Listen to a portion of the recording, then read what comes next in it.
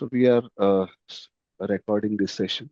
So service value system and service value chain. These are the two major things which we will be covering today and tomorrow. So across these streams or things, the system will flow.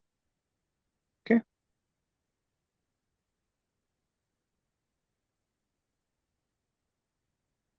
So initially V1 was there in early 80s. So at that time, the focus was majorly onto system, okay, and to business. Then we started V2 with a process management and few IT services along with focus on business. So everywhere we will be having a focus. Majorly up to ITIL V3, we were focusing on technical services, asset management, incident management, etc. etc.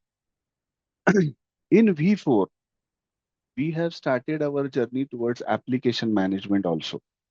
So initially, application management was very limited up to incident management. So we used to raise tickets, used to raise issue related tickets onto the some service now like tool, and we used to resolve those. So now we are starting our end-to-end journey on application side, and this is V4. So the focus is onto the overall digital transformation and transition. Okay. So we will be considering integration of the systems, okay, and the coordination flows also. Okay. This is just a introduction.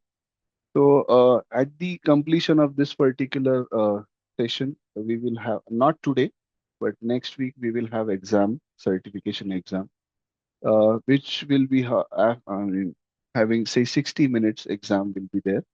We will have multiple choice questions. The overall marking is of 40 and the passing is 26, that is 65%. Okay. So the overall expectation is these are the few stages or phases which we can say. So introduction to service management, okay, basics, four dimensions, SVS, guiding principle and governance, service value chain practices, and overall exam preparation help. Okay. So this is how we will be proceeding. So slowly and gradually we are moving. So in between, if you feel sleepy, just let me know. Okay. So we can take a few short breaks. So today we have 9 to 1 and tomorrow we have 9 to 1. So we have very short time to deliver. So to utilize this particular session, I am expecting interactions in between. And wherever you feel like we need a break, okay, so just let me know. Okay, so switching back to ITIL, so V3 and V4, the major differences. So as I said, so V3 was very concentrated or the incline towards the technical thing. Okay. So now in V4, we are concentrating towards the overall life cycle of application also. So like one of our member, he has mentioned like he is into asset management. So asset management was there earlier also. But now we are more inclined towards the application deliveries. So where we are actually delivering the updates. So for you, Meenal, application delivery is nothing but the updates which you are having on your Android or iOS phone. Okay, so if you go under store or the Play Store thing, so you will have some updates pending for your phone. So those are nothing but software updates. Okay. And somebody in the system, they are delivering those updates. They are testing those on the lower environment. They are promoting those to higher environment, that is production. So same applies to all the industries. So in the banking, insurance, manufacturing, everywhere, IT is a backbone. So we have few application systems or applications which we are utilizing, and for those applications, okay, we have these services available. So we are not replacing V3. We are not saying V3 is outdated. We are just saying there are few updates and those we are implementing. Okay. So these are few major differences. Okay. So why we are concentrating majorly onto the application deliveries and overall life cycle of applications and infra management, because we are moving slowly towards the digital areas. Okay. So we have few digitization here, few things we are highly promoting these days. So we have AI. So just to be sync with the overall technical deliveries, these are the process things. Okay. So to address the digital transformation, transition, integration of the systems, etc. etc. Okay.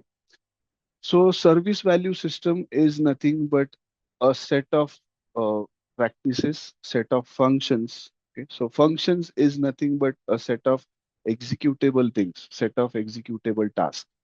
So those are service value systems. Okay.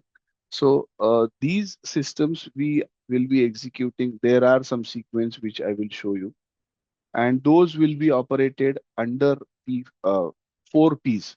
Okay? So those four P's are people, process, product, partners. Okay. So for example, organization and people, information and technology. Okay. Value stream and process, partners and suppliers. People, process, product, partner. Okay. So any questions till now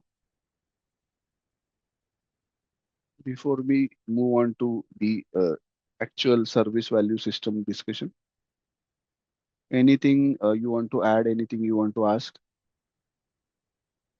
Yes, no? No, Prasanna, not as of now. Sleeping? Sorry?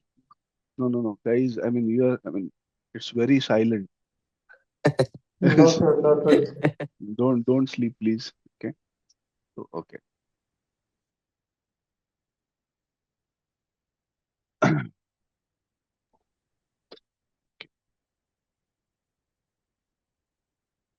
Okay. So the service value system. So these are a few set of tasks, set of activities which we are executing together to deliver a value. So you are able to see my screen? Yes, sir. Yes, sir. Yes, yes. Prasanna. Okay. Okay. So if you can see my mouse, so opportunity or requirement, we can say. Okay. On the left hand side. So we'll be going left to right. Okay. So opportunity or requirement. We will have some opportunity. Okay. The way you have ITIL requirement or you have some technical requirements or technical certificate. So this is the requirement. Okay. So we have service value chain. So we have HR department, we have multiple departments under Neo Skills. Okay. You have training team, you have trainers available. So we need to coordinate internally. So that falls under service value chain.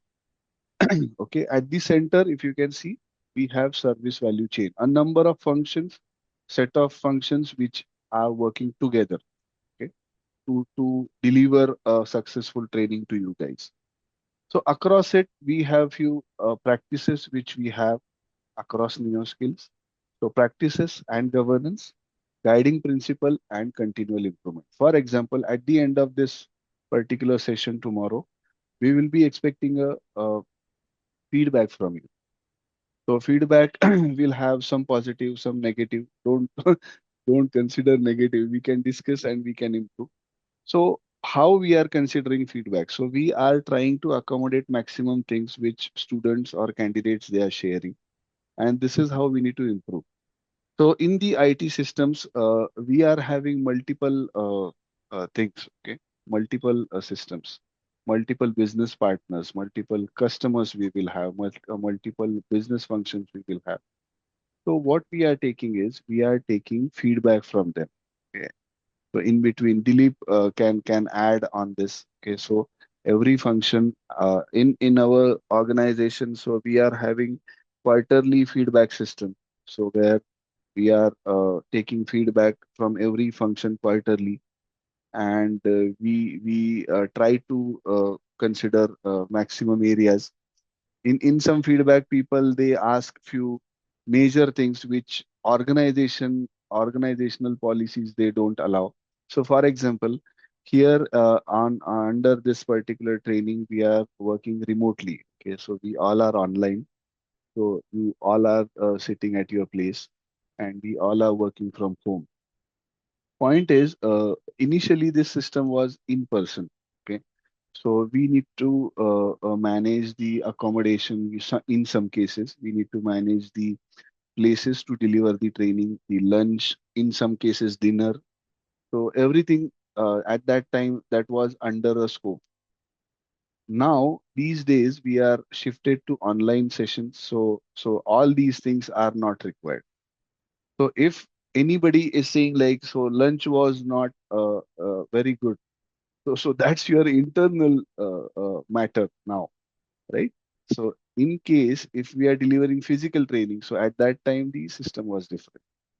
So these are a few guiding principles. These are a few governance related things which we will be discussing further. With respect to IT infra or IT applications management, so there are some protocols which we have as per organization. So one of the member he is into banking, few are from the US process. So US will have some regulations, some management framework. India will have some. So wherever we are supporting, so Australia will have some regulations. By following all the regulations, we need to set up some process to manage the overall show under infra and application, under integration, under the overall improvement areas. And this is how we are managing. By all these, we are delivering a value. So we are delivering something to a system, something to the customer. So that's the ultimate outcome. That's the ultimate value which we are delivering. So much of English. So any questions? Anything you want to discuss? So as I said, we can shift here and there on Hindi also. We have a common language here in the Hindi. So if a particular English words they are not very formal or they are not very understandable, we can shift here and there. Yes, please. Any questions? Dilip, you want to add anything on the overall approach? No, I believe most of the point has already been covered. Comparing to ITL V3, the only change which can be seen is like easily into ITL V4 is more towards aligned on service values. So Yes, that is service the, value. Yes. yeah, that is the common change, I believe. Yes. Samir, any example from your organizations, if you can share here, any major things? I will share one banking example after you. Yeah. So we have like the service request, which I think we follow the ITL service value system only. So once the issue is raised from like the initial phase, once the customer is, we have uh, different teams working around the clock, and severity is there, the SLA is there, and Mm, we at a month end we send the report to the bank, how like out of let's say 20 issues, how many issues were resolved in what time, and mm, what is the feedback from there, and we also give the feedback. So most of them are, if user queries, we tell them that they need to provide user training, and like we also give them insights in which module has the most number of issues and how they can take it, try to reduce it. So I think, yeah. right. So let me give one or two Mm, examples so that people they will understand. So, for mm. example, Milan, Nawaz, they are sitting quietly. So, you people are with me? Yes, no? Yeah, yeah, yes, Yes, Prashant. yes, Okay. Yes, So Prashant. yes, Prashant. let me give you a few example which you will understand. For example, so you have some see, I am working with a major bank, the majors. So few years before, I was supporting Australia. So imagine Australia is giving only 4 hours per year, downtime of only 4 hours. per year for any upgrade, for any application release, for anything you want to do in the system. Okay? They will give you only 4 hours per year. Okay? So it's a very critical thing. And they what they expect is, so for example, we are sending some amounts here and there, right? To our friends, families, to shopkeepers, etc. So the expectation is whenever we are transferring some amount from A to B, we should have acknowledgement or payment should complete in 4 seconds. That's the regulatory compliance we have with, especially with Australia. Only 4 seconds they are offering or they are expecting. Okay, to fulfill this particular requirement. So there were few infra-related challenges and there were few application-related challenges. So when we have multiple challenges like this, say infra level, application level. So ITIL V4 is helping us to align the overall system. Okay. So for example, infra-related challenges were we need to upgrade some hardware, okay, to support the overall system. So we used to work with Oracle 12C, which we need to migrate into 19. So version upgrade was there, infra upgrade was there, so application update was there just to support the overall function. So ITIL V4, this, I mean, we need to set up some functions which will be aligned across your ITIL processes, say incident, change, release, etc., etc., and they will form a service value chain. Okay, because so for example, one of the IT guy, say one of our technical member, they are saying, oh no no, I have application upgrade this week. No no, but I am also doing infra upgrade. So we should be in a sync. To sync up in between, so we have this system, okay, and to manage the overall show. Also, ITIL is helping us to prioritize the thing, okay, impact versus urgency. Okay? So how this system is working. For example, I mean, few people they are from the support domain. Okay, so consider like you have two different laptops. Okay, one is from your director level guy, and one is from the regular associate. Okay, so which one you will consider first for processing? Yes, Director, how, and why? like by right, it should be equal, but given that he's a director, uh, so I think the alignment will be more towards him, right? Okay. So any other addition here? Anyone wants to add anything? Yeah, I believe it depends upon the priority and that level up that P0 or P1. So So yeah, how you, just a question. Okay. So how you are setting up this P1, P2, etc., etc. okay. See, there are multiple environments, right? There is production, performance, quality, uh, end to end, like that, right? No, So no. Let's take example of a very simple example. We'll go into those environments, say today or tomorrow. But let's take this example. So you have two different laptops. One is from a senior level person, mhm, a senior management guy, and one is mhm. from the regular associate. Both the laptops are not working, they are not booting, etc., etc.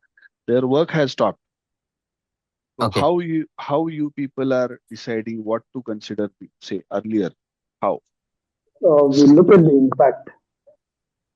Correct, correct. So impact and urgency. Okay. Yeah, I mean, I guess Dilip has used this word very first the session. So impact versus urgency. Okay. yeah. So what we will be doing is we will be analyzing the things under impact versus urgency. So what's the impact? So don't consider like he's from the director side. What if his laptop is not working? This is the impact. And this is how we are calculating the urgency. Support analyst, whoever is working, or a business analyst whose laptop is there. So if he is not working for next half an hour, So how much damage we will have to the system? And a second guy who is a senior manager, if he is not working, so how much damage we will have? So for example, senior management will have, or a senior manager will have some approval workflow. Okay, so there are some changes, or there are some things which those were waiting for our approval. So let me tell you, daily I have to log in by 9:30. Okay, on working days, of course, and I have to approve few requests. I have to approve few changes. Okay, I have to validate those first, and I have to approve. If I'm not approving those changes, okay, system will halt. The system will stop there.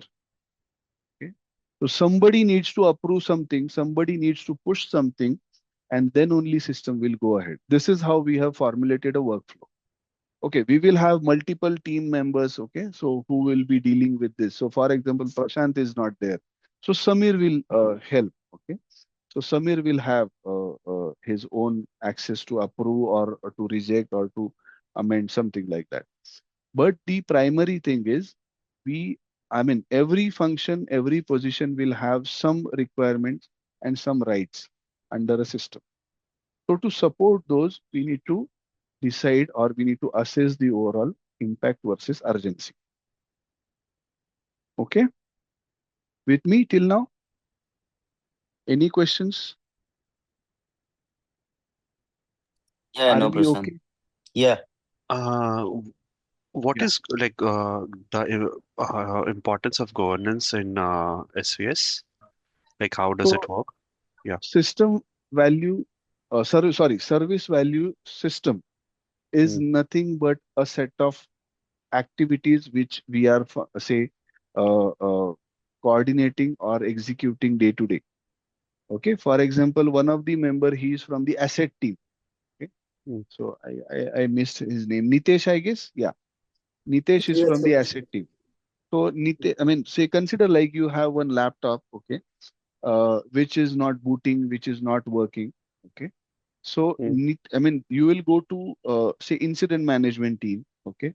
So to Nawaz, I guess Nawaz is from the support side. So you will go to Nawaz, and he will analyze. He will say like, boss, your hard disk is not working, or your system is expired, or your hardware is expired. Your hardware needs replacement. Okay. Then this will go to Nitish, sorry. And Nitish will analyze. Nitish will say like, boss, I can give you the standby laptop for today or tomorrow, and tomorrow we will give you the final version. Okay. So licensing is one of the part under asset management. So CMDB, multiple things we have. We have, say, for example, under licensing, we will have Office 365 license, OS license. If we have some applications like Oracle, etc., so we will have licensing separately.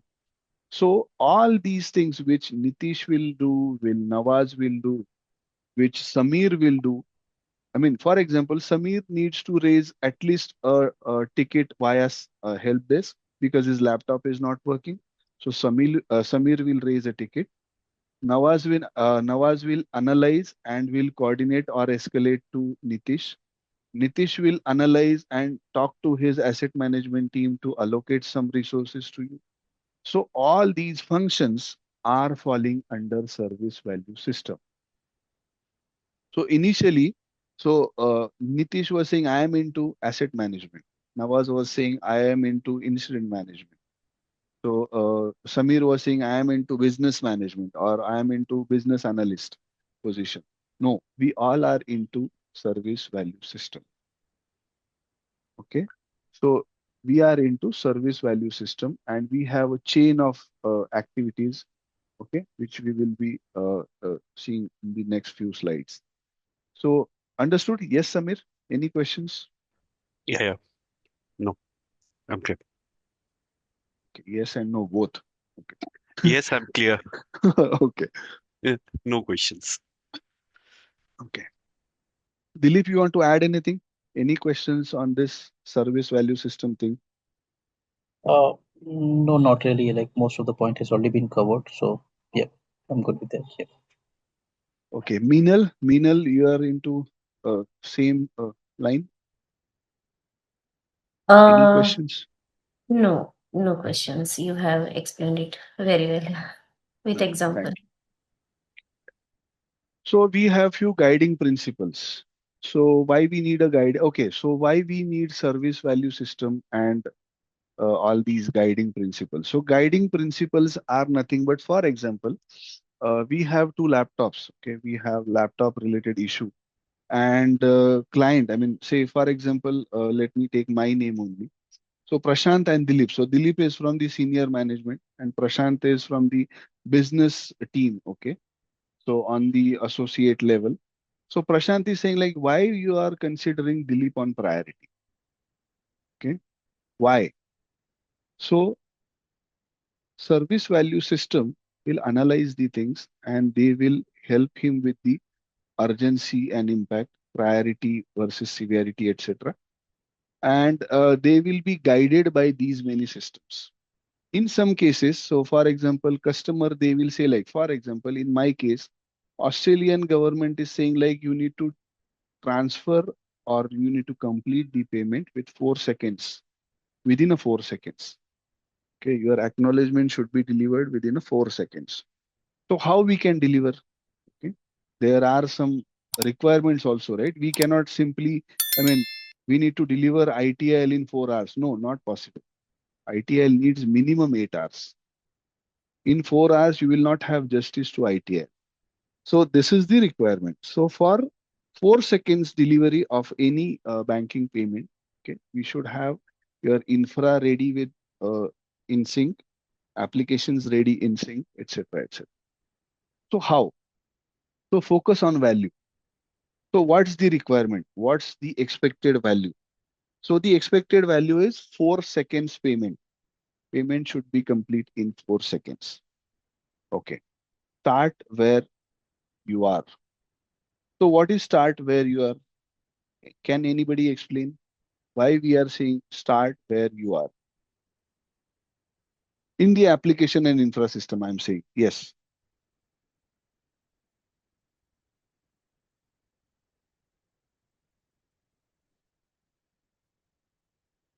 Yes, Dilip. Any thoughts?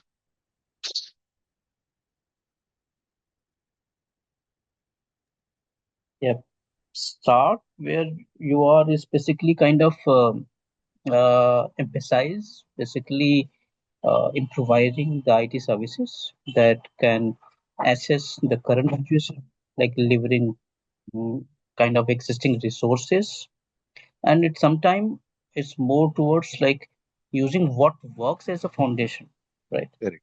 Correct. Yes. Thank you. So, Minal, just a question. You are into budgeting and finance also? Yes, right. Fantastic. Good. Thank you.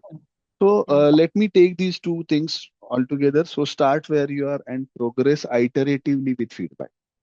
So, what is start where you are? Okay, start where you are is nothing but analyze what you have. Okay, what you have in the system as of now. The way I have said, so my infra was required to be upgraded.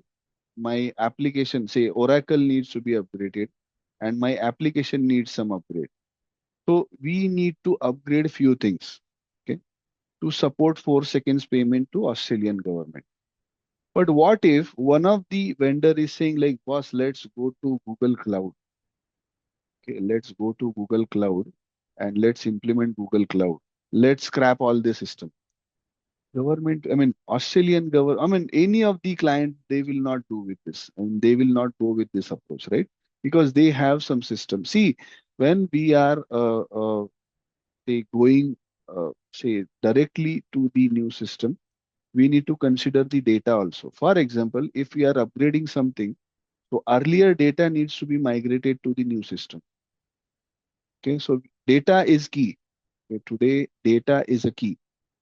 So we will have, I mean, in regular banking regulatory compliance, so there are some banks which they are keeping complete transaction history of your account, start to end. Imagine, just imagine, my account, my salary account is opened in 2006 in one of the bank here in Pune. So I can request to my bank and I can take the earlier transaction from 2006 also. The only thing is I need to raise a request. So imagine the level of data which they are keeping. Okay. Okay. So why we are not going to say Google Cloud implementation and why we are not implementing the whole system? Meenal, any thoughts?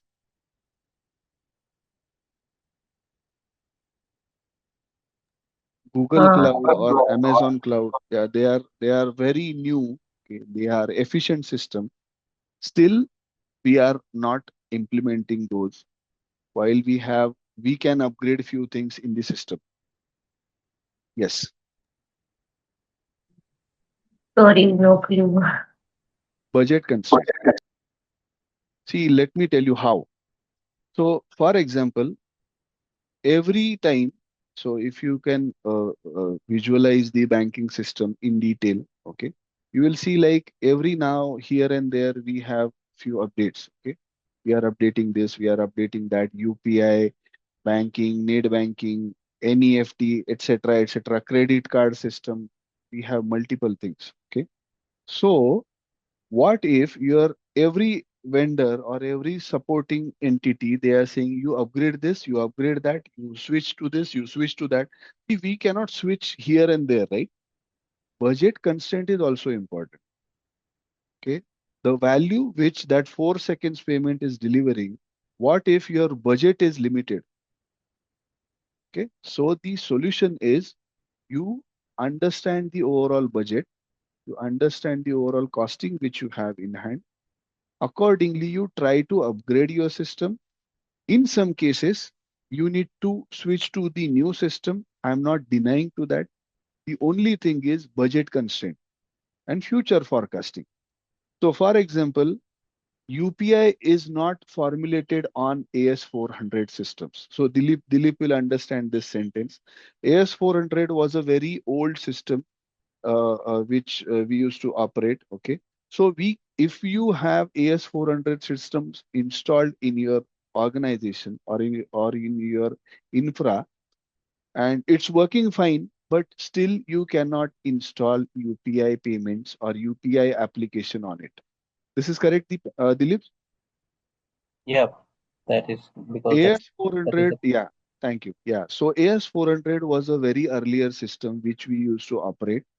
So now that's relevant, but that's not relevant to UPI.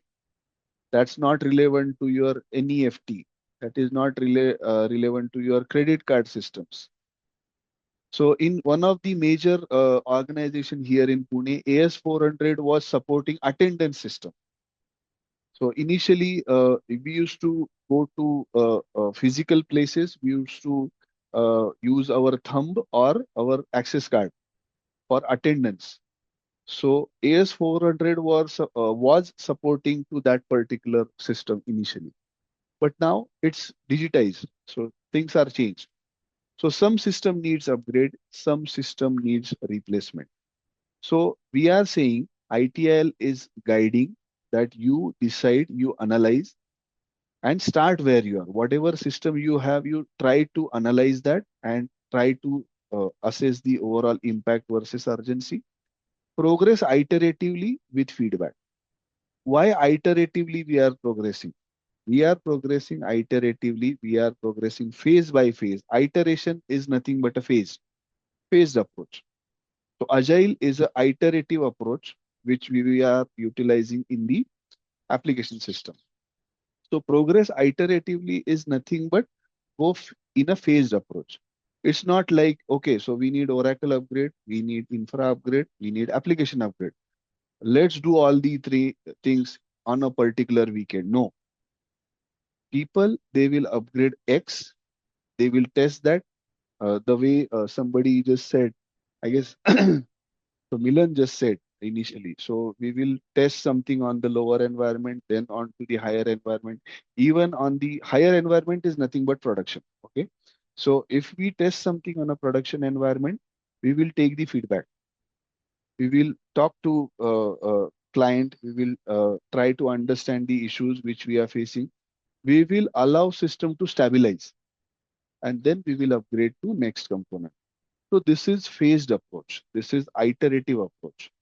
Iteration one, iteration two, phase one, phase two, etc., etc. Okay. And why feedback is important? For example, if we do not have feedback mechanism, we will not understand the issues or the flaws of the system until and unless we have some issues in the system. Okay. At a particular level, at this particular age, reputation is more important than the money. So if you can see, there are some organizations which were in the shine initially, they were shining, but in some cases, they just made some mistakes and they are nowhere in the system. So reputation is more important these days.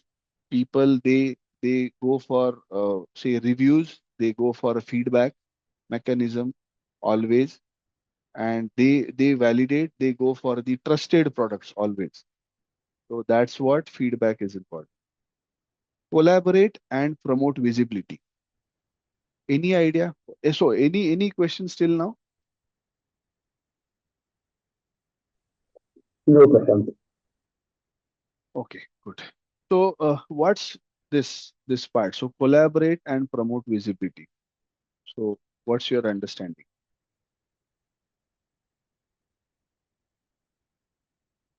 Any thoughts from anyone?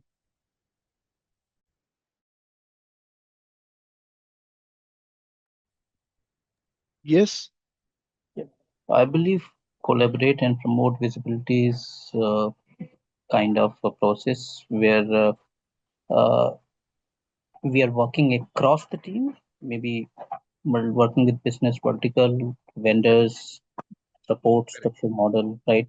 There will be some uh, operational level of agreement with some other team about providing services, response, or resolution, Correct. and So yes. maybe which can come as a better outcome on having a better trust relationship, better stakeholder management, right?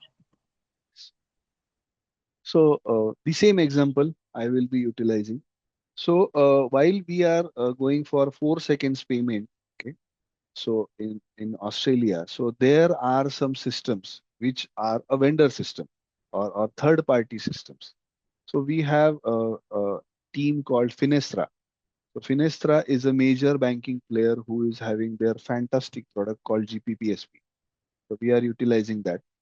So GPPSP is a product which we are utilizing and we have dependency there. So what we are doing is we instead of formulating a complete product by ourselves, we are utilizing the products which are available in the market. Okay.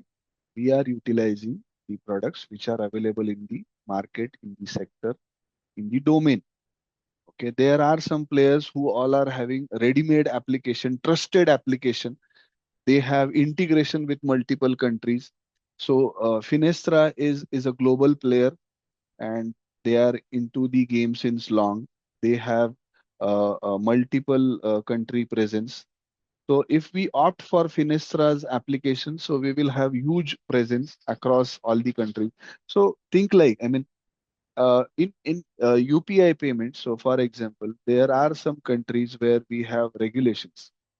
So these days we can transfer amounts from India to US also. Initially, this transfer was very hectic. I was in US for some time, for a few years.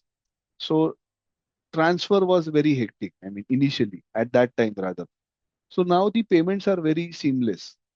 So if your kid or if your relatives, if your family member, they are in US or UK or some Gulf countries, so you can transfer via UPI also. Okay. Just we need to follow. I mean, they need to follow the regulations. So for example, US is having some regulations. So this is how the system is. Initially, this system was very different. Now the system is very different. So people majorly in the banking, majorly in the automobile, they are very fast evolvement is there and they are progressing very fast. Okay. So collaboration is nothing but collaborate. When we say collaborate and promote visibility, that is nothing but integrate. Okay. integration of multiple things, multiple teams, multiple functions, multiple vendors. Think and work holistically. So plan your future, okay, and keep your approach in a holistic manner. Keep it simple and practical. So when we say keep it simple, means you try to analyze your system, you follow your budget, you follow your timelines, and accordingly you proceed further. Keep it simple, okay? Instead of complete Google implementation, see if you switch to Google, or if you switch to Amazon, or if you switch to some new technology, you need to have that skill set in your organization. So, for example, if we have multiple Microsoft related team members, and tomorrow one of the senior manager he is saying, let's switch to Google. Correct. We can switch to Google. There is no problem. But what about resource? The customer or the users should have that knowledge to operate a particular system, right? So we need to have skilled resources in place to operate and to support. For example, if I am saying to Nawaz by saying, boss, my system is not working, Nawaz should have training or understanding how Google is working, how Google Cloud is working. For example, these days we are working, I mean, we are keeping maximum things on cloud. What if tomorrow on my laptop, my cloud is not working? So I'm going to raise a ticket. I have raised a ticket. I have visited Nawaz, his desk. He is saying, boss, I don't know Google. I don't know Amazon. So this will not work, right? So thing is, when you are upgrading something, your staff, your support people, your business people, your user should have knowledge across it. Okay. So keep it simple and practical. Optimize and automate. Why? Why we need optimization and automation? Any thoughts?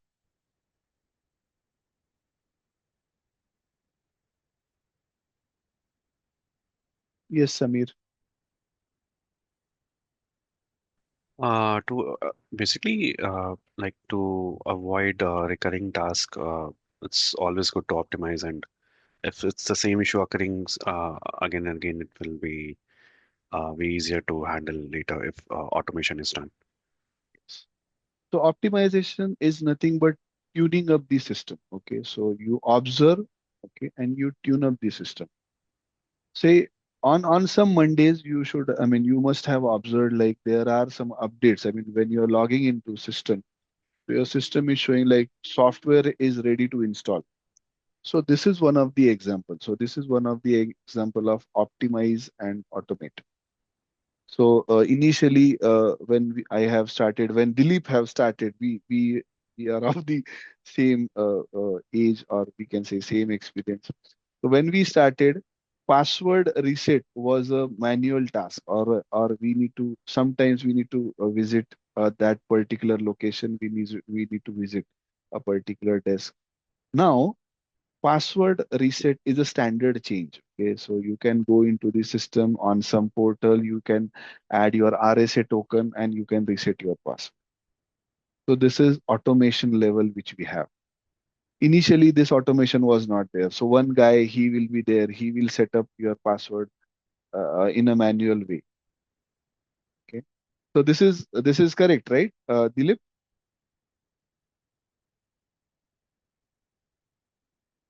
I guess he's Yes, on. yes. Earlier, that's how things were running. Yeah. So the good old days. So Yes. this is how, I mean, this is how we used to operate initially. So if something is not working, I mean, especially Nawaz for you. So if something is not working, restart the system. This was the only solution we used to have initially. ये नहीं चल रहा है, restart कर दो, चल जाएगा. That's how I mean system we started. But now I mean, we have one tool in our organization. So I mean, once you logged in into the system, that tool it will start automatically. It's analyze the whole system, and it is giving you a summary. For example, a particular update needs to be installed, and then you restart your computer. So your battery is weak, you go to your support staff, kind of. So this is how they are giving you the notification or giving you the summary. Okay.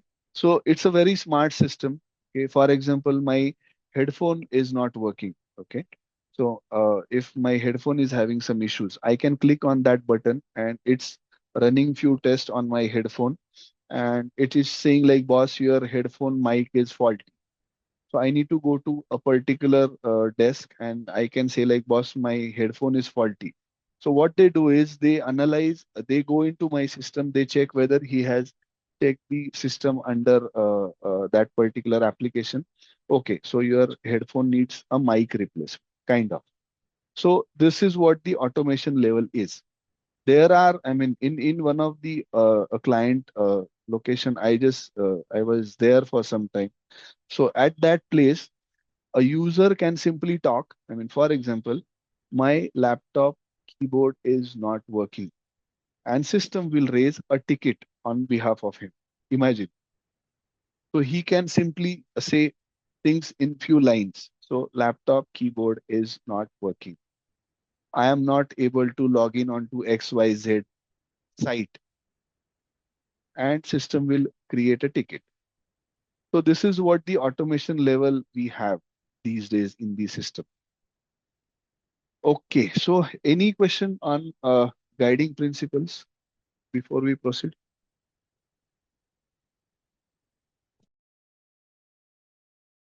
No question. Anything you want to add? Anybody before we proceed?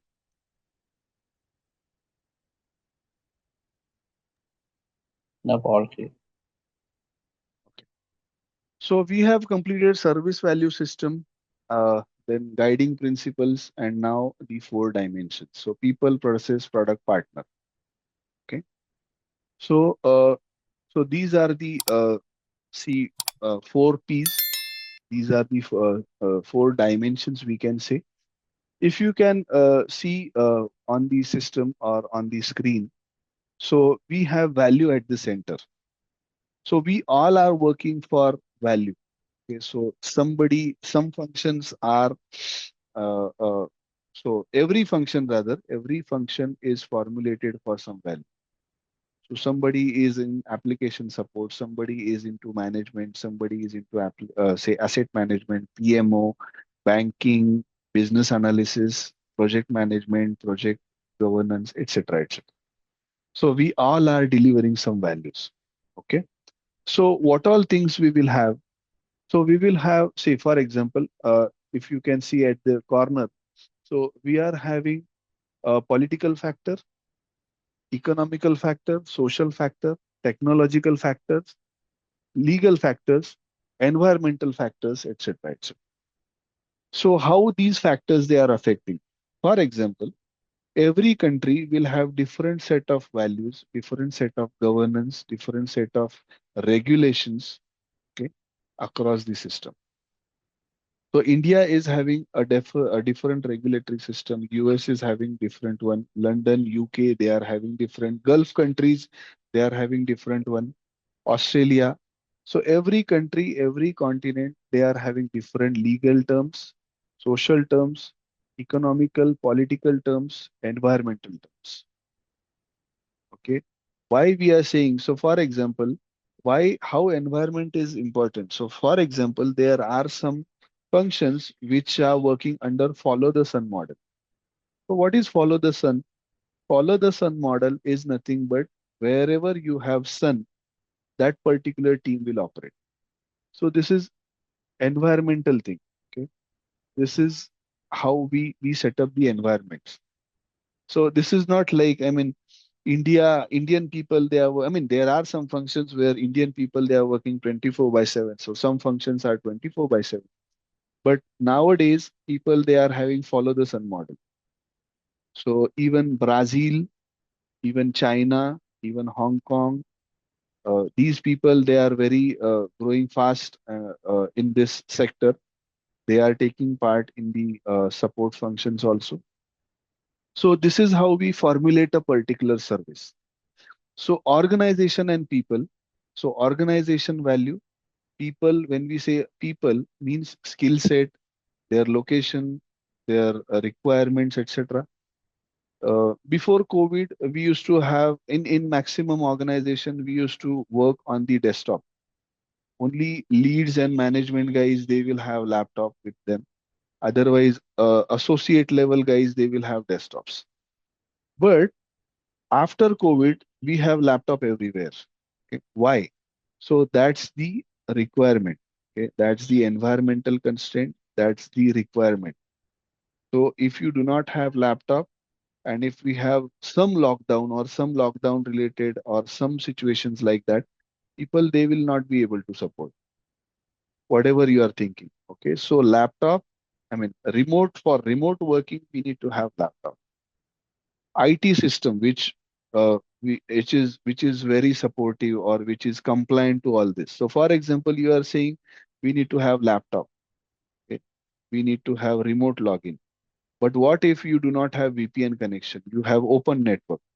People, they are watching movies, Amazon Prime, Netflix, etc., etc., and your support tickets are still pending in the queue. So we have VPN, we have restricted access, we have access to a particular domains, access to a particular sites, etc., etc. This is how we are setting up infra application environments altogether. Products and suppliers, or partners and suppliers. Okay. So what is partners and suppliers? So consider like you are working remotely. So somebody is working in, say, Odisha. So for example, he is working from Odisha. So Odisha is far away from Pune. So he is working from home, but the organization setup is in Pune. On one fine day, he is saying my laptop is not working. So we should have some mechanism so that a person can support from there. So he must be having, or that organization must be having some parallel login, okay, with a restricted access where he can keep supporting while his laptop or his assets are getting replaced. Okay. This is not like, oh, your laptop is not working. Okay, okay, go on leave. Aram kar lo. Aram nahi karne dete. Okay. This is how we are formulating our services. So backup ka backup.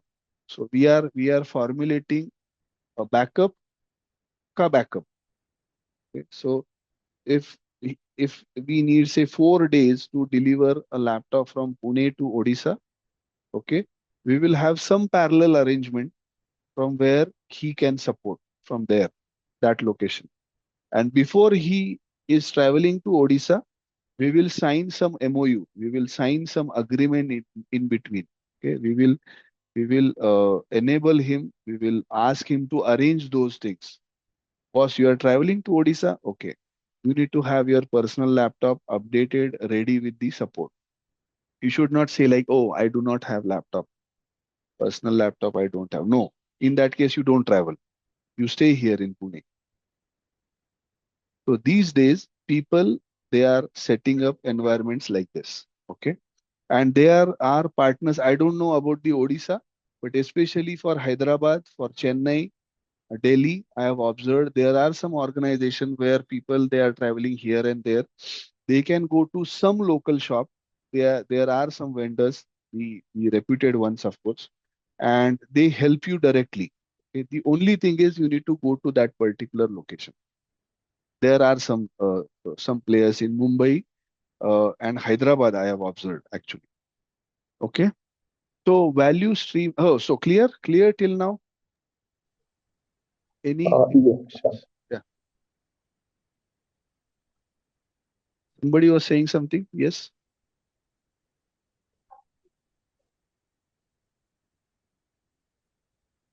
Are we clear? Yes. No. Don't sleep. Yes. Yes. Don't sleep, please. Okay. So the next thing is value stream and process. So we need to set up these streams also. Okay. So value streams and process. So what is value stream and what is process? So process, they are like, say, incident management, change management, asset management, application support. application delivery, etc., etc. And value streams, they are like what all values we are delivering. So all these functions, they are delivering some values. So all these functions, they are collectively formulating a product or a service. Okay. If we go back to our example, so for example, Oracle DBA, we need for Oracle upgrade, some infra architects we need. So we have multiple domain requirements. So we need application people, we need testing people, we need management guys, we need PMO for budgeting, etc. So all these functions in my Australian project, okay, they formulate product and service. So what we are delivering, we are delivering, for example, UPI payment. Okay, so UPI payment is a product. And what is service? A UPI service which is getting delivered in 4 seconds, payment service. So this is what my product is, this is what my service is. But for that, I need PMO, I need management guy, I need DBA, I need Unix guy, I need multiple people, right? So all these things, they formulate a service, they formulate a product. Let's take a short pause. Just try to capture this image or write down. If you have any questions, I can answer and then we can proceed. Yes, with me till now? Need a Yes, break? Prashant. Yeah. No, no, no. Before that, at least write it down, please. So these are quite important factors which we will be utilizing again and again. So 4 dimensions, these 7 guiding principles. So these are quite important. So let's take a short break, say 3 to 5 minutes. It's 10:21. Let's rejoin at 10:25. Sure. Yeah. Okay, Yes, sir. thank you. Yes, I'm back. So if we have any question, we can discuss while people they are joining back. Okay, so far so good. Any questions?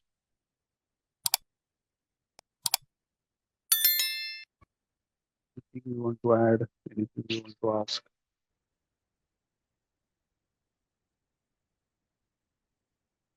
Yes, no. So we have Nikhil here.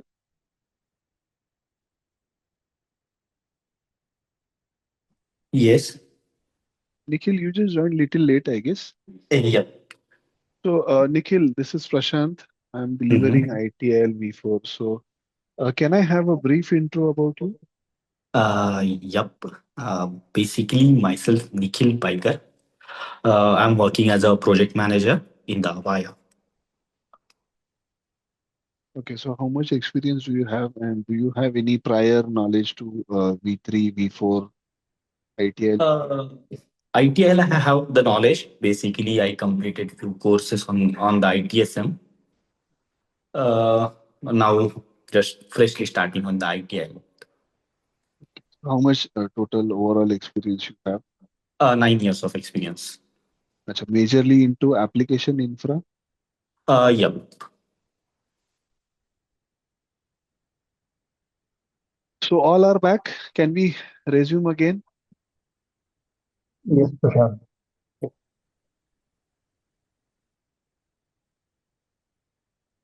Nawaz, Dilip, Milan, Meenal. Yes, yes. Yes, Prashant. Fantastic. Thank you. Thank you for on time. Thank you. Thank you for being on. Thank you. Okay, so service value chain. Okay, so what is service value chain? Service value chain is here at the center. Okay. So service value chain and service value system. This is your ITIL V4. Let me summarize. Okay. So these are very important two different aspects which you need to understand. Service value system is a parent. Service value chain is a child.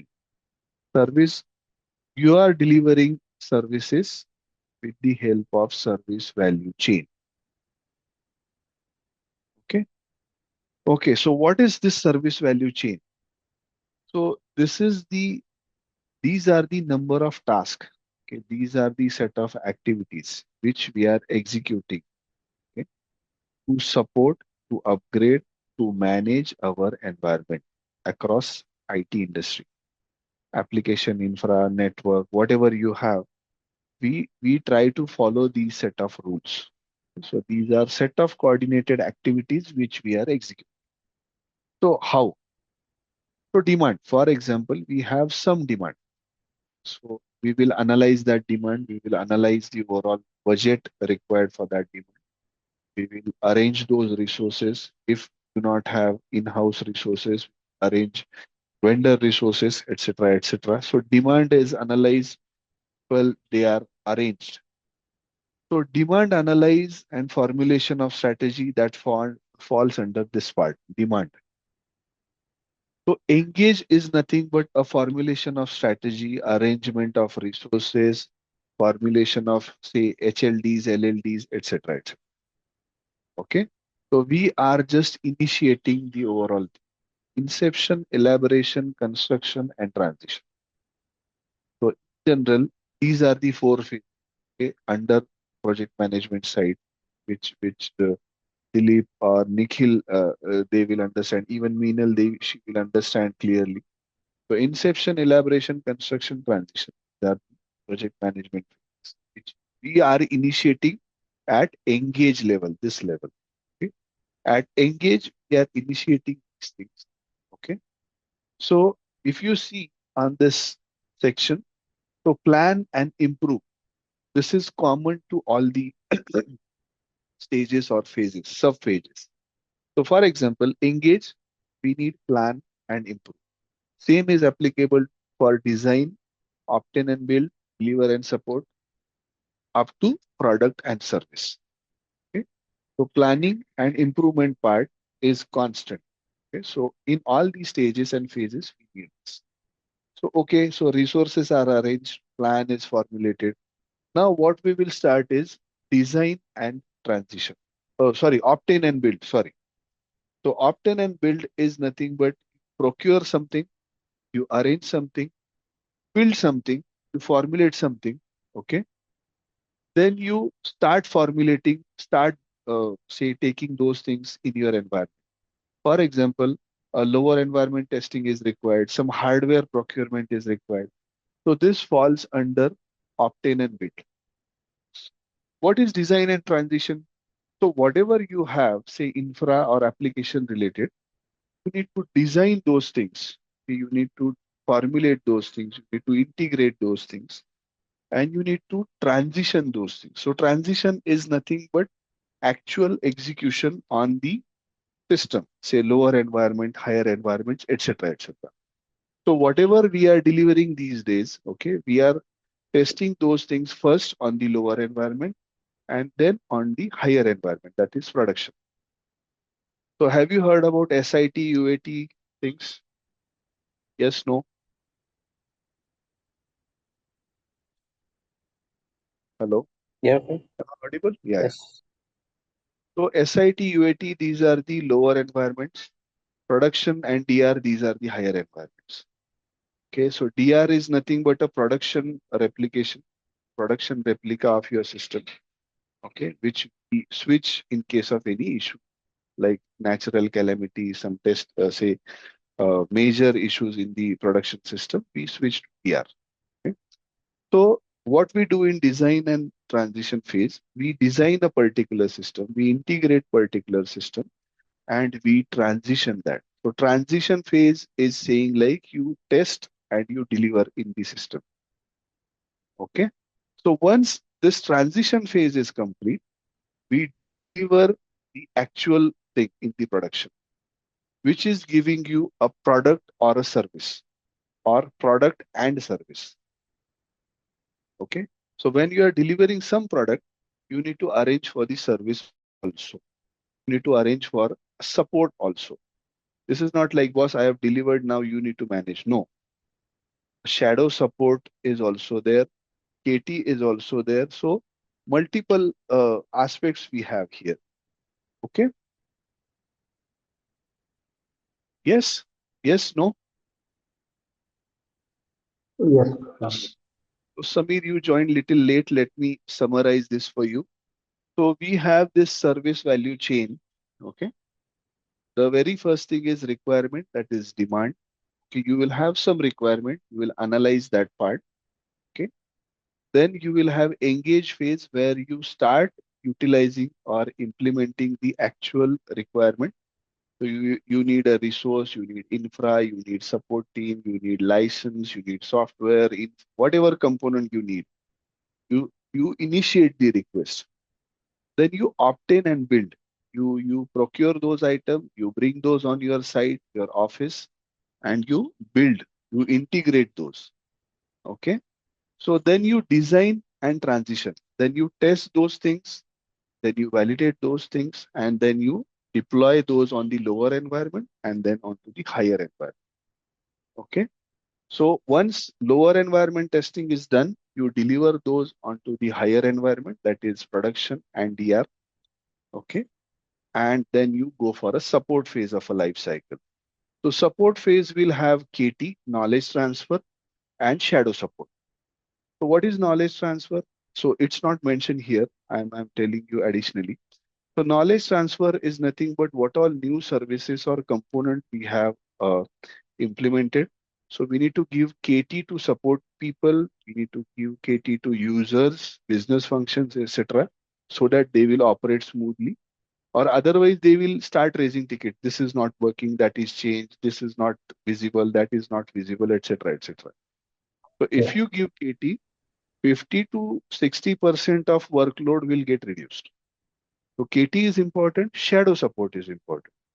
So how KT and shadow support they are different? For example, shadow support is nothing but in few cases what we do is we set up few calls, okay, where we demo the whole product, okay, daily to the users. Okay, this is how this function is working. This is how that function is working, etc., etc. So this falls under support. Okay. So all these things are delivering some value, okay, in the form of product and service. Okay. Initially, we used to transfer the amount manually. Okay. We need to fill up a slip to fill up some amount to your account, to your friend's account. And for withdrawal also, you need to sign a slip. So you need to go to a particular queue and then you will submit that to cashier. Cashier will say lunch time hai, baad mein aao. This was the initial system. Okay. Now, if you are saying, boss, I need 500 rupees, you message to your friend, he send 500 rupees to you. 10 seconds, 20 seconds, close. Imagine, so you have filled a slip, you you went to that counter, that lady is saying lunch time हो गया बाद में आओ पैसा आपका है आप ही के अकाउंट में डालना है दादागिरी वो लोग करते थे so that's the system. Okay, this is how the system was. Now the system is fully changed. How? In this format. Okay, so we analyze the whole requirement, we formulate the plan, we arrange the components, then we tested those components on the lower environment, then we implemented those on the higher environment. We have arranged the required support and which is delivering my products and services. So all these things, they are delivering values. Some values they are delivering. Okay, initially the payment was manual. आधा दिन लगता था. You have to invest say 4 or 5 hours to add some amount or withdraw some amount. Now you need 30 seconds. So 0.1% time you need now. Okay, so this is the value. If your kid is standing in some college and if he needs some amount, so at that time nothing was there. So next day, instead now he will call you or she will call you. She will say like, boss, I need 5,000 rupees. Will say, okay, I will transfer. You have his number. You will transfer via account, via UPI, multiple things you have, right? So this is the value. This is how the system is. So now, initially, we used to take admissions by filling a form. We need to go to a particular college and then fill up a form. Now, everything is online. So there are some folks who all are completing their college online. My God. So my college was physical. Every day we used to, I mean, नहा के college जाना पड़ता था. Imagine. So people they don't go for bath sometime these days. So they are sitting all the way they are at their place and they are study from home. 11th and 12th, it's fully work from home. Sorry, study from home rather. You go to some X or Y class, you study that matter, and for only exam you go to that particular college. This is the level of education we have these days in the India. Okay. Any questions till now?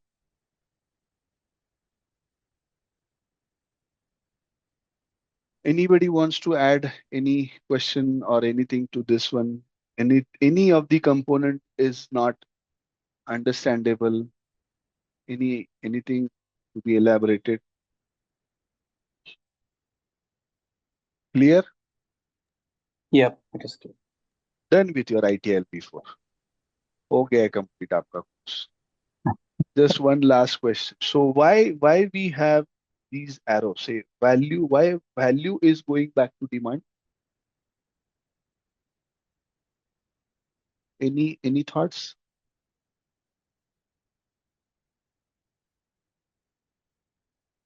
Why value is going back to demand?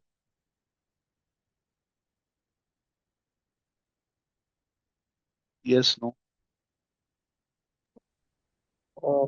I believe it is kind of a correlation between supply and demand, like how the Yes. demand is Yes, we there can and say then that. how the Yeah, supply is provided. we can say that. Yes. Anything additional to this? If we wanted to add the value, there will be always a demand. So there will be always some new requirements to the system, and it Correct. will chain will go on. Correct. Correct. Feedback. So whenever you are delivering some value, you will have some associated feedback also. Okay. Which is generating some new demands. Okay. So for example, in this session, people they will understand few components. They will say like, oh, okay, AWS bhi karna chahiye. So do you have AWS? Okay, new demand. Do you have Google? Okay, new demand. Do you have Microsoft? New demand. So this is how system works. Okay. So nowadays we have huge competition in every sector. Okay. So whatever you are delivering, okay. So Amazon initially we started with Amazon and Flipkart. Now I don't know. We have multiple players. We have Blinkit. Imagine 10 minutes. My kids they are in uh, in some cases they are ordering few things like 10 minutes में आ जाएगा. So my God, 10 minutes. Imagine I am tired. I am coming back from office. I am taking a bath. Until then, they have everything. So Zomato, Swiggy, Blinkit, we have everything. Zepto. So even we have few medicine sites also. If a particular medicine, if you don't have, initially we used to go to a particular medical. वो बोलता था नहीं ये नहीं है दूसरा है. So we need to arrange, we need to manage like that. Nowadays, you have medical sites also, medical applications also. You order that, you will have in few seconds or half an hour max. So this is value. Imagine, so initially, if you are all alone at your place and not well, so what was the situation? And now, what is the situation? People, they are ordering anything and everything online these days. Anything and everything. Ice cream bhi. Imagine, my kids, they are ordering ice creams also. So I was very keen how they are delivering ice cream. So they have bucket like some bucket like structure they have. They keep those things in frozen items in that bucket and then they travel. My God. So everything is there. So that particular ice bucket they need, right? So this is the feedback. For example, if you are ordering something online, if you are ordering a ice cream and it's taking 10 minutes, so 10 minutes in summer is a high time, right? 10 minutes in winter is a good thing, okay? But 10 minutes in summer is high time. So they have arranged ice buckets, okay? So where your product will intact. This is how they are delivering. So GeoMart, especially I have seen in Blinkit. So everything is set up. And how they are setting up these things, feedback. For example, if you have ordered something and which is falls under frozen item, so you will submit a feedback to that particular application or will raise a request ticket or issue ticket by saying, boss, your item was absolutely melted. So this will not work, right? So for example, if you have ordered ice cream and it's fully melted, customer have raised a request to support that particular thing, be a repeated application, you need to replace that item. So this goes into loss of a particular product. Okay. And budget constraints are also there. So in that case, you need to arrange a parallel system which will support this particular requirement. So if you have frozen items, you carry your ice bucket. Simple. This is how requirements they are getting generated, values they are getting improved. Any questions? No Yes, question. no? No question. Okay. Can we proceed? Yes. So Yes. we have, yeah, okay. So we have few practices here, okay, which we will be discussing now. Okay. So practices are nothing but a set of functions, set of processes which we have aligned or set up, okay, to support all these functions. Okay. For a particular banking upgrade, if you want to go for a banking upgrade, you need to have incident management, change management, asset and configuration management, release management, project management, program management, budget management, every other function you need, right? So all these are falling under this. I will suggest you write these down. So under general management practices, these are the few functions, okay, or processes or practices we have. Under service management, we have these. Under technical management, we have these. We have few more here, so which we will discuss, okay? But until then, just write this down or do this, okay? So this is the good page rather we have. So if we look at this particular page, so few words are in black font and few words are in white font. So what all whites you have here, the availability management, architecture management, software development, etc., etc., they are excluded from your foundation exam. Okay. So these are for your knowledge. These are for your information. So please write this down. This is important. Okay. I'll suggest you write these whites also down in your notebook or notepad. Then yes, no. Yes, Prashant.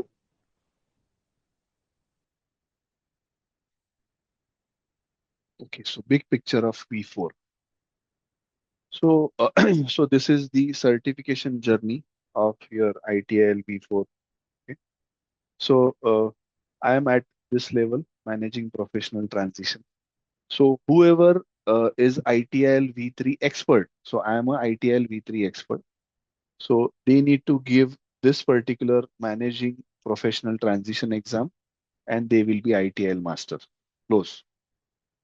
So whoever is not ITIL V3 expert, they are intermediate or ITIL V3 foundation. They need to restart their journey with ITIL foundation first. Then they need to select these based on their skill set, based on their choices. So few are falling under managing professional, and few are strategic leader. So a person like Dilip, so he is from the program management, project management. He will select strategic leadership module, and then he will be ITIL master. So this is the certification level. This is certification scheme which we have. Okay, these are a few modules which we have: plan, implement, and control, monitor, support, fulfill, collaborate, and so on, so on. Digital strategy, and at the end of the day, you will be ITIL master. So this is just a certification journey and not your foundation related learning, I can say. Okay. Okay. So how SVS, so SVS and SVC, that's your ITIL before close. Okay. So baseline is SVS and SVC. Understood? With me till now? Yes, no? Yes. Yes, Prashant. Okay. So we have seen this diagram. Okay. On the left hand side, we have opportunity. Okay. On the right hand side, we have value. And this is how the service value system is formulated. Okay. We have few guiding principle, governance, practices, and continual improvement life cycle. Okay. So service value chain is nothing but set of activities, okay, which we have, okay, set of correlated executable activities which we are executing. Okay. So this is how SVS is formulated. So SVS is parent, SVC is child. Okay. Yes, no? Yeah. Okay. So opportunity, that is requirement. So opportunity is nothing but a requirement. So opportunity represents options or possibilities to add a value. Demand is nothing but demand represents the need or desire for the product. Okay, so initially system was manual, payment system was manual. So demand was to go online or automation, which we can uh, implement. So now you have say automation, NEFT you have uh, vagara vagara. Now you have online payment system, but opportunity is nothing but UPI. UPI is the example of opportunity. So UPI system is allowing you to transfer the amount without logging into your banking account. So you can go for UPI payment or your banking apps. You go for a UPI console, you scan a particular barcode and you pay. You pay to some UPI ID, you pay to some mobile number, etc. So that's opportunity. Demand was to go online instead of manual system, instead of visiting a particular cashier, okay, and see their tantrums. The requirement was or demand was to go online. Now, under online, as an enhancement, we have generated UPI as an opportunity. Okay, we have formulated a service value system which is delivering a value, and that's how service value chain is constructed. So under UPI payment also, for your information, we have some regulatory norms. We have some support system available. For example, if you have transferred some amount by error due to manual error, there is a mechanism which under which you can recover that amount. If you're if somebody has transferred some amount to your account by mistake to your banking account, then he will raise a particular ticket. There is a mechanism which is supporting this activity. So for a particular opportunity, for a particular update, demand, everywhere, you need to formulate a system also, a support system. It's not like, boss, okay, we have implemented, now you take care. No. Initially, there were some cases where even Google, we need to raise a few requests when we started. This payment is incorrect. This payment is not credited to a particular account. Okay. So in India, there is a cycle. So some payments they are getting delivered to a particular account in next 30 minutes. So 30-minute cycle we have for some banks. Every 30 minutes, they will generate a script and they will generate those jobs. That particular job will run and you can have payment credited to your friends or family's account. Okay, clear till now?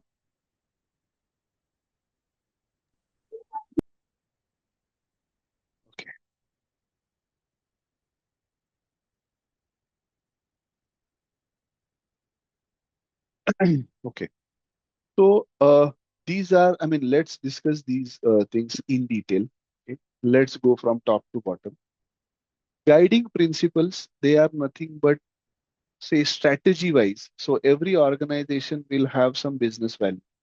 They will have some strategies. Okay. So banking system will have some business value. They will have some strategy. Manufacturing will have something. So recommendation that can guide to a particular organization. Okay. So for example, A and B, we have two banks. Okay. So every bank needs to cope up with a particular competition. This is like consider like A bank is implementing UPI payment and B is saying na UPI payment ki zarurat nahi.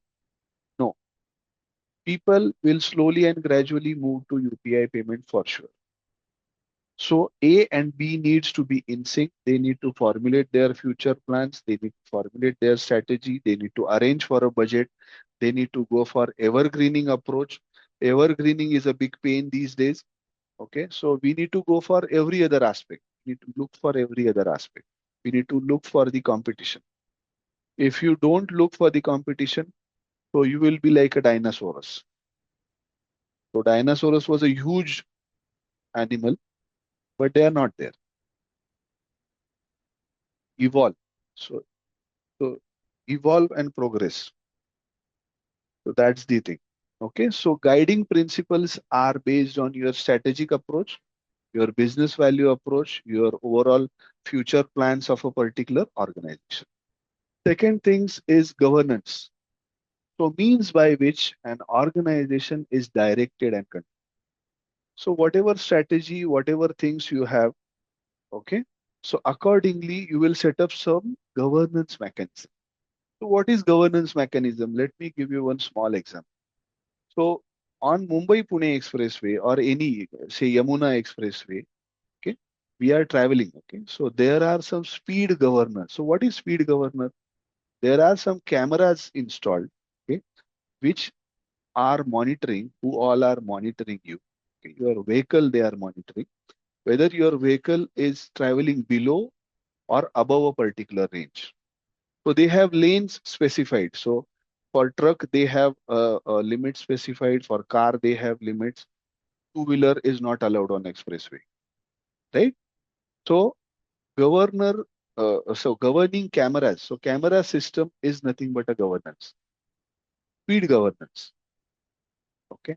So a particular in Samruddhi Expressway in Mumbai Nagpur Samruddhi Expressway, they have implemented a system like, for example, from A location you have started your journey, and on B location you opt out. Okay, you withdraw from the service. Sorry, Samruddhi Express. So they will calculate the distance and time. Okay. In some cases, what they are doing is, if your time is less than a particular limit, they will impose a penalty on you. So this is governance system. This means you traveled with such a huge speed. On Samruddhi, people they are traveling like anything. So even like Yamuna Express. Okay. So governance is required to monitor and for evaluation. In some cases, people they raise grievances. They raise a request. Okay. Why this particular 1,000 rupees penalty I have? So what they do is they will give you a screenshot of your vehicle. So your vehicle and your speed 150 and your vehicle number close. So for a particular functions to work, for a particular functions to proceed like this, we need to have a governance mechanism also. Okay. Clear till now? Yes, no? Yes.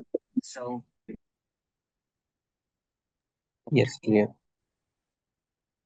Okay, so so third part is service value chain. So as we discussed earlier, and this is quite important, service value chain is a set of interconnected activities, okay, which we need to execute to support a particular product or to formulate a particular product or a service. Okay. Fourth thing is say your practices. Okay. So what is practices? Practices are nothing but functions. Initially, we used to call them as a function. So functions are converted into practices in V4. So what is function? So incident management is a function. Change management, asset and configuration management, release management, change management, financial management. So PMO team falls under financial management. Okay. So this is how functions were there in V3. Now in V4, okay, what all things you see in this thing?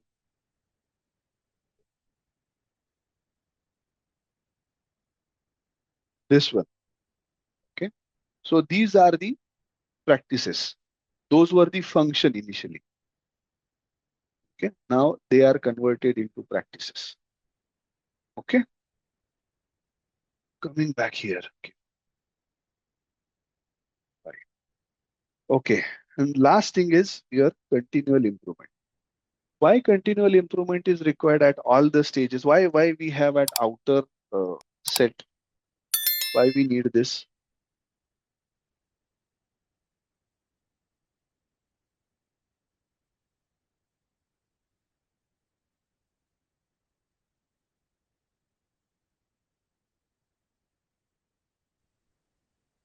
Keep the project running. Hello? Sorry, your voice is quite low. Uh, sorry. To keep the project running up and running. Samir, I'm losing you.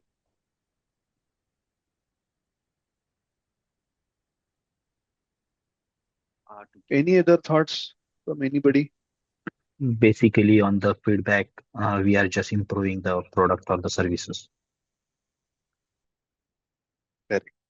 So continual improvement is added at the outer set just to show that a continual improvement or a feedback mechanism is applicable at every stage and phase. For example, if you have delivered some product or some service, okay, and in that case, okay, so you have some feedback from client, you can submit that to your PMO or to your senior management function, okay, CTO enablement, and they need to consider that. See, if they are not ready to consider, in that case, we will be in a trouble. Okay, so for example, 4 seconds of execution of a particular transaction, if it is not possible, technologically, if it is not possible, or by process, if it is not possible, if we have some business constraints there, so this needs to be highlighted to senior management. So they will take this up further. If we have some negative feedback in the system by saying like, boss, your payments are getting delivered to a particular system, but there are some another issues it's triggering. It's not getting added to data. It's not getting added to your accounts clearly, whatever. So something like that. So in such cases, this feedback mechanism is important, which is delivering value, which is delivering or resulting into a continual improvement life cycle. Okay. Any question on this diagram? I'll suggest you write this down. This diagram is quite important. Yes.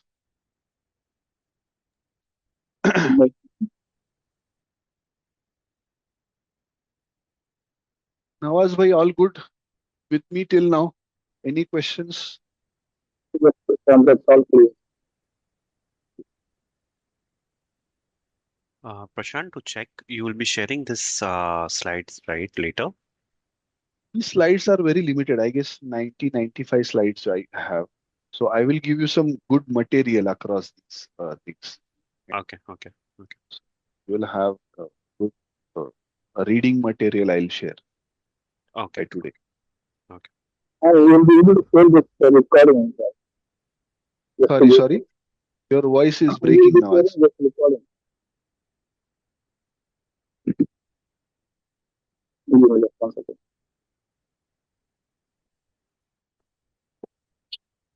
Am I audible now? Fantastic. Yes.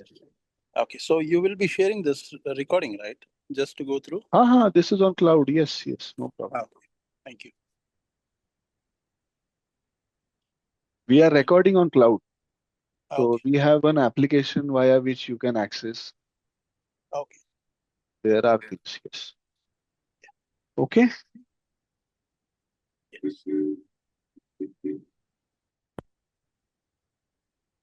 Don't talk while driving, please. But he's driving. Nawaz, you are driving? Uh, no, I'm in my cab. Acha, cab. Okay, good. Yes.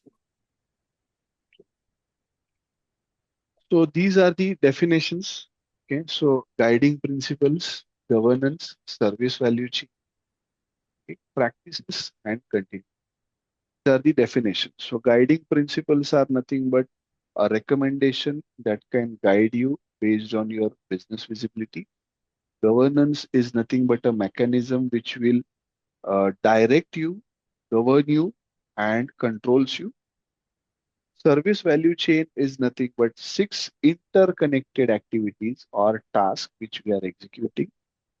Practices are nothing but resources which we are utilizing or functions which we used to work in ITIL V3. Continual improvement is nothing but a feedback cycle, observation cycle, and validation cycle which we have implemented across the system. Somebody was saying something? Okay. Any questions?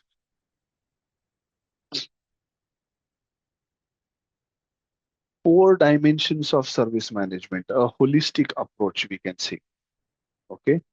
So the major thing is basically across the system when we are trying to formulate a new service or we are updating a particular service, we are adding new functions or practices. Okay. We need to go for a holistic approach. This is not like I need this. So, for example, I am leading a particular function or a practice, and I'm saying, no, no, no, I need this right now. I need service now. I need X or Y or ABC tool. No, you need to consider the whole system end to end. Whether this tool is feasible for all, whether we can integrate with existing data, etc., etc. Okay. So important is to ensure that we need to have a balance. So, say for example, a political factor, how political factor is influencing, any ideas, any idea how political factor is important to grow in IT industry? So we have a political factor here. So economical we understand, social we understand, technological is okay, legal factors are okay. How political factor is important here? Okay, Prashant. I believe political factors are important considering uh, regional or country-based government laws, right? Correct, Policies. It correct. can like cyber security Political laws. policies, yes, political policies, yes. See, government related laws, they will fall under this legal and social factors. But political will, what you have. Okay, so for example, we are saying, what is that? Make in India. So I don't know how successful that Make in India is. I do not want to go into details. But the thing is, so if your political will is saying we need to go for Make in India, we just make sure and we need to make sure that we are actually making in India. This is not like you are importing from China and you are pasting your label on that. So if you look at the overall market, okay, even in IT industry, Okay, there are some components which we are seeing those are make in India. Okay, which is our policy, a political policy we have. So that political policy is saying this is make in India. No, if you drill down, you will see like those products are manufactured in China. We are just pasting a label on it. There are only few products which we are manufacturing here. Okay. I'm not denying that fact and I don't want to go into details. The only thing is I just want to emphasize, I just want to describe a particular example. Okay. So this is one of the policy or constraint. Second thing is in some organization, some political government. So what they are doing is they are offering a very minimal rent for a particular organization. If you are, say, giving jobs to X number of members, so we'll give you a particular land with such a small rental kind of for 99 years of lease. So we have such policies in Hyderabad. We have few policies in Gujarat. So there are some organizations who all are migrated from Pune to Hyderabad, Pune to Gujarat. So there was a very popular example. So uh, Sanand. So from Kolkata, Tata moved to Sanand, Gujarat. They have migrated their Kolkata plant, Tata plant to Gujarat. Why? Kolkata political will was a very different, and Gujarat political will was a very different. So Gujarat people they were very what we can say favorable.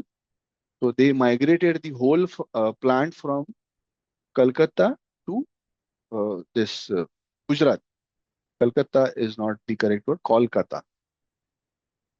Correct? Yes, no. With me. Yes. So this is how political factors they are impacting, and this is the thing. Okay. Any questions? Anything?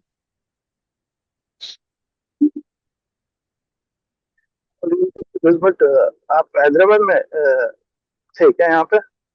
नहीं नहीं पुणे पुणे मैं पुणे में हूँ मेरा You are office well aware. Hyderabad हाँ नहीं I नहीं am मेरा from ऑफिस Hyderabad. नहीं नहीं Okay. I am my office is there in Hyderabad I am travelling to Hyderabad once or twice in a month. I need that place. The only thing is I know the governmental policy. See, I am basically from Nasik. Okay, so in 2008 or 9, IBM was trying to build a plant in Nasik. Okay, IBM. Imagine. So IBM was trying actually, but political will was very different. They were not ready to bring IT industry to Nasik, and that's how people like me, we all are in Pune. I don't know from where you are, Nawaz, but if you are not from the I'm from Hyderabad. Hyderabad, so I mean, you need to think over it. So why your local government is not ready to formulate a place like Hyderabad where you are working, right? Why we are going to Hyderabad or Delhi or Noida or Chennai? I don't know where all people they are traveling. That's the thing. So Dilip is in Pune and his office is in Noida. My God, imagine. What if on one fine day he is having some urgent work in Noida?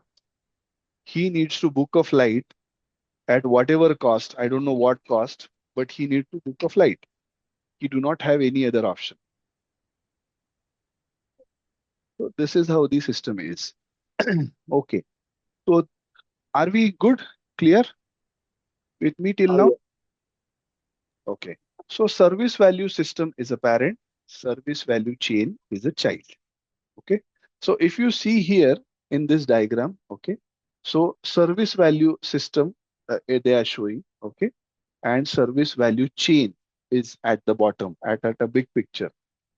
So how they wants to show is, so whatever service value chain you are formulating, these six factors or six tasks or six functions or six practices, whatever we are formulating, those are inclusive. Those are at the very core of your service value system. Okay. Service value chain is the central element of SVS. It's a operating model. It's the actual execution pattern. Okay. This outlines the key activities required to respond to a particular demand or a requirement. You want to take this diagram down?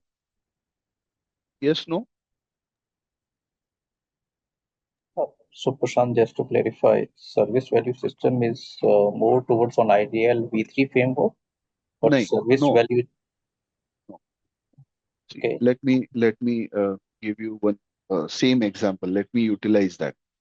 So Australian government, they mentioned like, boss, you need to formulate 4 second system, okay, online system, whatever you want to formulate, UPI, net banking, whatever you do it, okay. So initially requirement was only 4 seconds payment transfer, okay. Now we analyze the system and we understood that, okay, we need DB upgrade, database upgrade, where we are storing all our data. We need infra upgrade on which my system is absolutely working. Okay, my infra components, they are 8 years or 10 years old and they are not supportive. I need to bring up to mark. I need to see there are some applications which are not supporting. Even Nikhil nahi. Nitish will explain this better. There are some applications which are not working on a particular hardware. So if you want to run a particular software on your laptop or your server or your networks, you need to have your configuration of that particular sort. You need to bring up your configuration to do this particularly and to go for this particular implementation. Okay, so application side will be there, database side will be there, technical infra side will be there, some project management and governance functions will be there, budgeting will be there. So every other aspect will be there. All these aspects, okay, we are formulating under service value system. So all this particular 4 second implementation is called as service value system. Now, under service value system, we will have service value chain, service value chain for Oracle migration separately, for infra migration separately, for your application update separately. Okay, we will have separate cycles running for these. So you can have multiple service value chain under a service value system. Yes, yeah. So basically, service value system is what and where, and service value change is how, right? how? Correct, correct. So you will have a single requirement or multiple requirement. To support or to deliver a particular requirement, you may have a single system for a service value chain or multiple. एक हो सकता है या multiple भी हो सकता है. Correct. That depends on you. Okay, that depends on your infrastructure or whatever structure you have. Yes, yes, See, you cannot go for full implementation without, rather excluding a particular component. For example, so you have upgraded infra because that is quite important. That is the very basic thing. You are saying, no, I do not have budget to upgrade from 12C to 19C. No, whatever data you will be generating via that particular application for a for that 4 seconds transformation or 4 second transaction, you need to store that data somewhere. You cannot say to your government or a client, boss, we have completed 4 second transaction, but I do not have history. कल क्या किया नहीं पता है या 2 हफ्ते पहले का नहीं पता है. डेटा नहीं है मेरे पास. Data is key. How Geo is progressing ahead, how Amazon is progressing ahead, they have your data. They have your purchasing pattern. They have your expenditure formats. Okay. So आप दिवाली में क्या करते हो? How you are spending your amount? Okay. So Geo is listening to everything. Okay. So if you have Geo phone, they are listening to your every call. They need, I mean, you observe, and in some cases, so if you say something, oh, okay, oh, we need to go for jeans or a jacket purchase, you will start seeing reels on a jeans or jacket or some furniture or something like that. Your phone, your laptop, your devices, they are listening. Geo is, you try, I mean, you just try to imagine how deep he has drilled down in the Indian system. So mobile, he is there, he is into consumer, he is into everything rather. And you do not have option. You imagine there are some coastal areas in Maharashtra region, Konkan region, and even in Kolkata region, even in Chennai region, there are some coastal areas where you have either Jio, either BSNL. You do not have Airtel, you do not have I don't know, Vodafone. I don't know what all players we have these days, but you don't have anybody other. Other players, they are not there. Tata Docomo, Aircel, multiple players were there, but now nobody is available. Imagine in coastal areas, we have either Geo, either BSNL. And how he is operating, see, consider like he is having full control on the political. See how political will is important. So, Mr. Geo, he is politically involved. He is controlling the overall political will. And what he is doing is, on some places, okay, he is utilizing infrastructure of BSNL, okay, which is huge, and he is utilizing their towers, their infrastructure to run their service. At my native, we do not have Geo towers, but we have BSNL tower, and they are renting BSNL tower to run the Geo related services. Imagine the policy. You try to imagine the policy. So this is how political will is quite important in your IT services. So if Geo is saying, let me set up something everywhere in the overall India, it will take time. Instead of what he is saying, we have 5G services ready. We have 6G services in pilot. So we are offering everything. You go anywhere, we are there. And they are there actually. Since last, I guess, 2 or 3 years, I'm using their 5G. It's a fantastic speed. Vodafone, Airtel, they cannot match this particular technology. So this is how. So they are progressing iteratively wherever they do not have their presence. They are collaborating with BSNL. They are collaborating with some external vendor.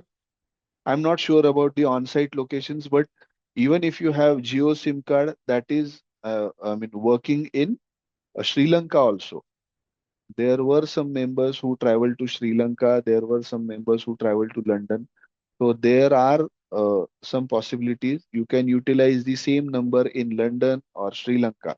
I know this part personally. So this is how he has managed. He's not saying, okay, so London, you need service, I'm there. Sri Lanka, you need service, I'm there. He may not have his own towers there, but he is collaborating. He is integrating with somebody. Okay. Yes, no. And this is how he has formulated a service value chain. For example, London, he will have separate service value chain.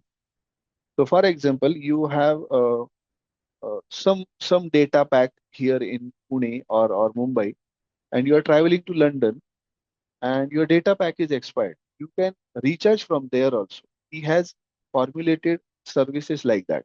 If you have some technical issues, you can raise a ticket there also for a technical trouble. So when you are offering some service, you need to plan your service end to end. Okay? Yes, no? Done? Yes. Clear? Dilip, any questions? Samir, No, all clear. Nawaz bhai, Nitish, All good. Meenal is back? No? Yes.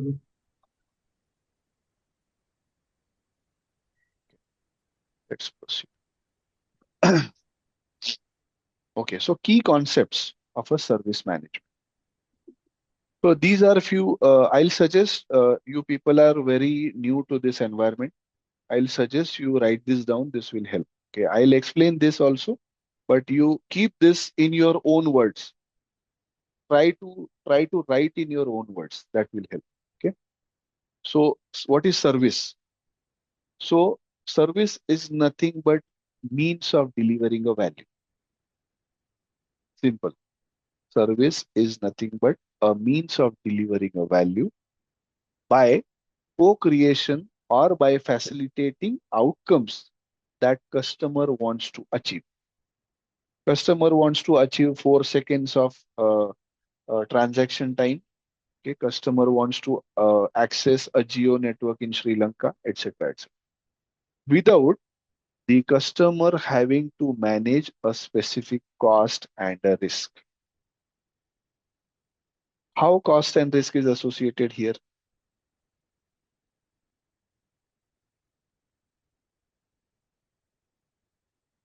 Any idea? How cost? Oh, cost and risk is associated.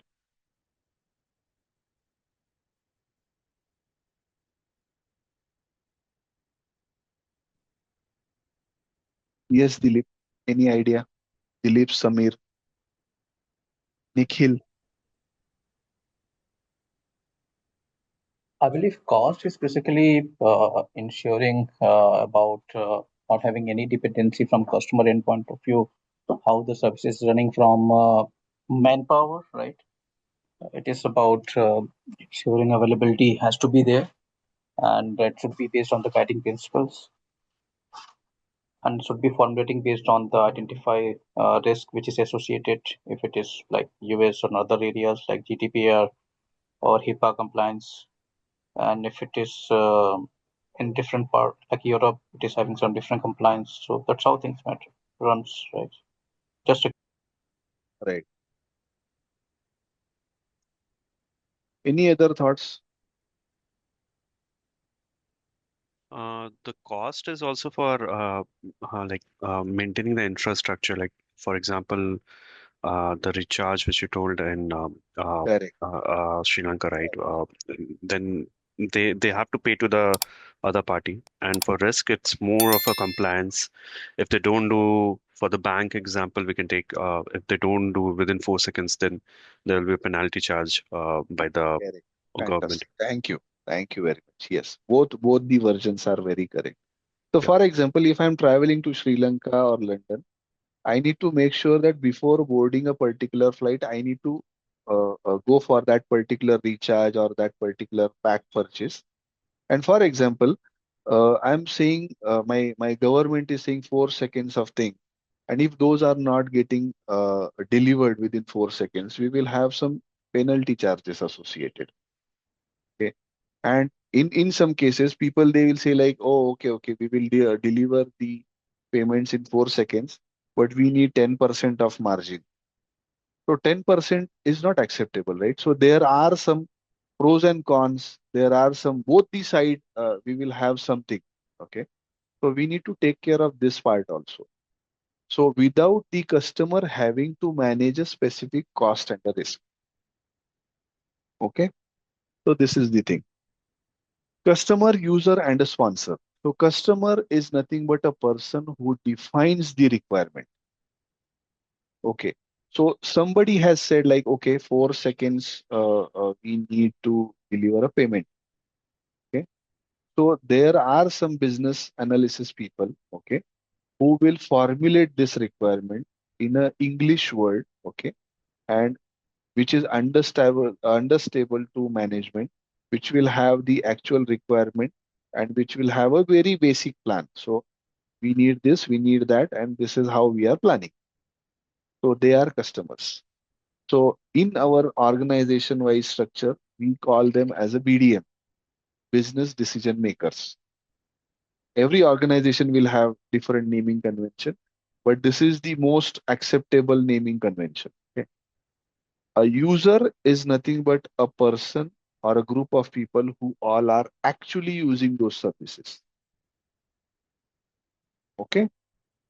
A sponsor is a person who actually authorize the budget, okay, the amount which is required for all these projects. So for example, you are traveling to London for 15 days, and it's say 10 euros per day. But your organization is saying, no, no, no, we will not pay 10 euros per day. Then you will raise a risk. Boss, if you are not paying 10 euros per day to me for this particular mobile recharge, my number will not be accessible. Thank you. Okay. So a sponsor is nothing but a person who authorizes the budget. So we are saying, okay, 4 seconds payments we are planning to deliver. Good, good. Okay. But for that, the amount which is required is huge and which is not acceptable, and business is not ready to bear that cost, or they cannot afford that cost at this point of time. We see every organization will have multiple priority projects. Okay. So these days we have AI, we have transformational things, etc., etc. So every organization will have something here and there. So when you have such projects, such new enhancement project, see, 4 seconds delivery is not a basic project. It falls as an enhancement. Dilip, correct me if I'm wrong. Okay. So this falls under enhancement for a particular domain. So sometimes what organization, how they think is, what they do is, for enhancement project, they keep stipulated budget. For overall the P1 projects, the priority projects, they keep separate budget. So budget is separate for every other aspect, for every other need. This is correct, Dilip and Nikhil rather. Yeah. Yes, yes, this correct. So we are not saying, look, okay, this is enhancement project. Okay, so let's prioritize this. No, if you have some priority projects over top of enhancement, we will go for that one. So this is how sponsor is quite important. What is service management? A service management is nothing but a special set of specialized organizational capabilities. Okay, for enabling the value to a customer. So what all organizational capabilities we have? So we have Nawaz, who is a support engineer who is working on incident management. We have Nitish, who is on asset management. We have Prashant and Dilip, who is on program and project management, process management. We have Samir, who is on the business side, etc., etc. Kind of. Okay. So this is how we are formulating a team. So in case of NeoScale, you just imagine. So somebody will call you for the training, somebody will call you for the payment, somebody will give you the training, somebody will ask you for the feedback. Feedback I will ask, but just for a formal closure. So every other function, every other person will have his own set of priorities or own set of things. Okay, clear? Cost is nothing but exact value which is required for the execution. The amount of money spent on a specific activity or resources. Value is nothing but outcome or a benefit. So value is perceived benefit, usefulness and importance of something. Okay. Organization is nothing but a person or a group of people. Okay. That has its own function with a responsibility, authority, a relationship to achieve its objective.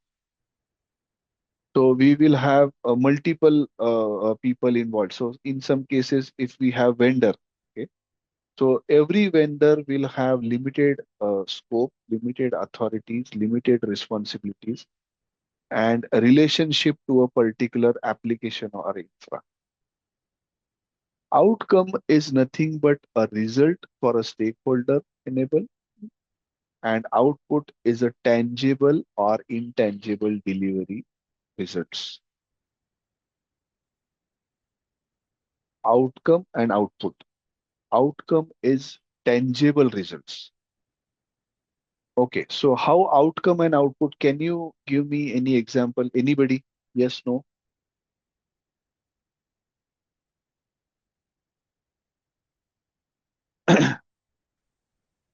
Outcome is like pass or fail. If let's say we have a UAT, it passes or not.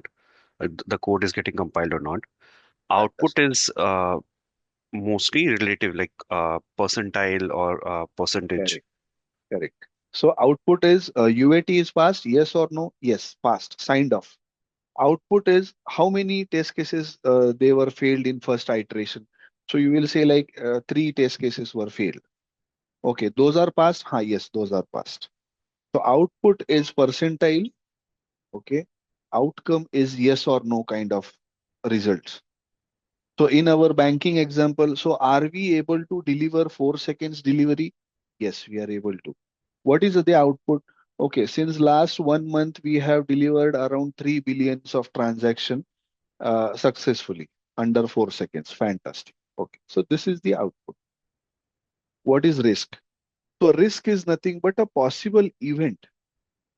Okay, so see here, the word is event. A possible event that could cause harm or loss or make it more difficult to obtain. Okay, so what is risk? So for example, we are working from home. I'm delivering training since 9 a.m. and my internet connection is not that reliable. So this is risk. I do not have inverter at my place. So this is risk. My laptop battery is not good enough. This is risk. In our banking example, my database is not uh, up to mark. It cannot sustain uh, under a particular circumstances. On weekend, if we have say shopping sale everywhere, my database may crashed. So this is risk. A possible event that could cause harm or loss. Imagine we are talking, so you have some questions for me, and suddenly my internet goes down, or suddenly my laptop goes down. I'm not reachable. I'm not reachable on my phone also. So NeoSkill is calling me again and again. I'm not reachable. My network is not so good. This is risk. I cannot deliver. See, I have promised from my side for you guys to so that I will deliver a training for you today and tomorrow. So I need to make sure that my infrastructure is compatible. I am fully available. This is not like I am talking to you here. There is some background noise. There are some people talking with me, etc., etc. So these are the environmental things. Okay. So, and political things are like I have already mentioned to my wife that okay, so I'm not available for these hours. So this is political will. Okay, so we need to bring our leaders, okay, that level. Or otherwise they will say like चलो बाहर चलते हैं नाश्ता करने के लिए नहीं जा सकते आज. So that's the okay. So these are few topics which we need to consider. So we'll go one by one in some details. Okay, so cost is the amount of money, okay, spent on the Nikhil, you want to say something on a specific activity or resources? Nikhil, you want to say something? Anything? No, no. Achha. Okay. Cost removed from the consumer by the service, a part of value proposition. Cost imposed on the consumer by the service, the cost of the service consumption. I mean, how this relationship is working? Can anybody explain? Two types of cost involved. The very first is cost removed from the consumer by the service. Cost imposed on the consumer by the service. Yes, no? We can utilize the same example, the Geo, Mr. Geo. Okay. So the very first thing is cost removed from the consumer. So I want to travel to London.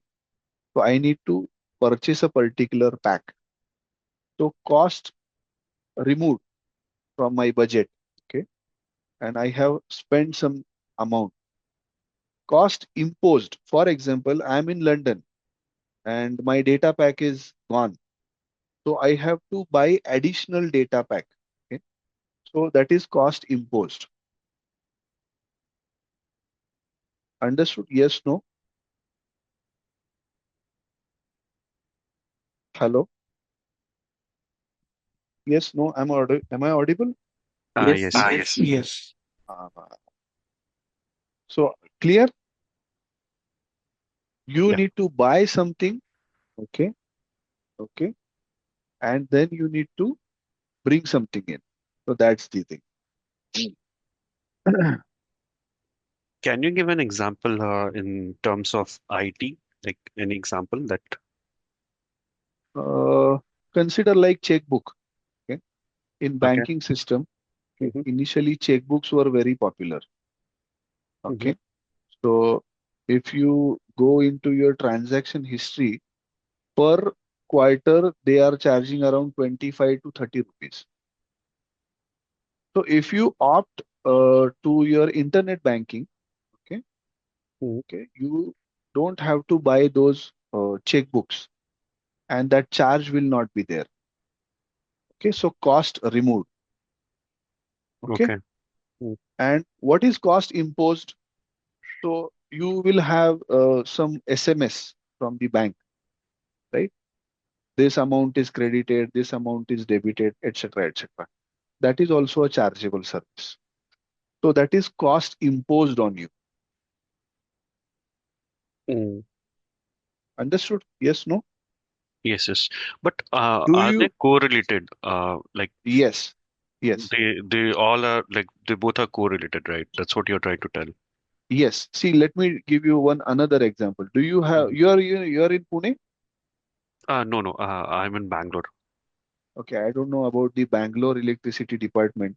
So, Hmm. but in Pune, in Maharashtra, so we have MSEB electricity. Okay, so we Okay. have electricity department. We have CNG, MNGL department, gas, cooking gas related department. They what they are saying is, if you opt for a paper bill, okay, we'll charge X amount. If Mm. you opt out, okay, if you opt out from a particular bill, okay, some amount will get reduced in your bill. A paperless try they are giving. Okay, so that's the thing. So in some cases, cost will be imposed if you need a particular service, and in some cases, cost will be removed if you opt out, if you go for Understood. some service. So if you go for paperless, you will have some benefit. If you want to go for some other service like SMS service for a bank, you have to go around 15 rupees per month, I guess they have for SMS. So that's the thing. Understood? Understood. Yeah. Can we move on? So next part is value. A value is nothing but a perceived benefit, okay? A usefulness and importance of something. Value is defined by their own needs, is achieved through the support of intended outcome and optimization of the service. Changes over the time and different circumstances. Can anybody explain how value is dependent on, or how can we uh, define our own needs? How value is dependent on needs?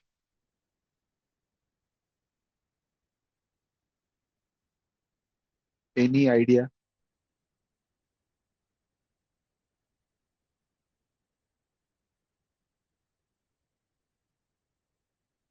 Yes, no,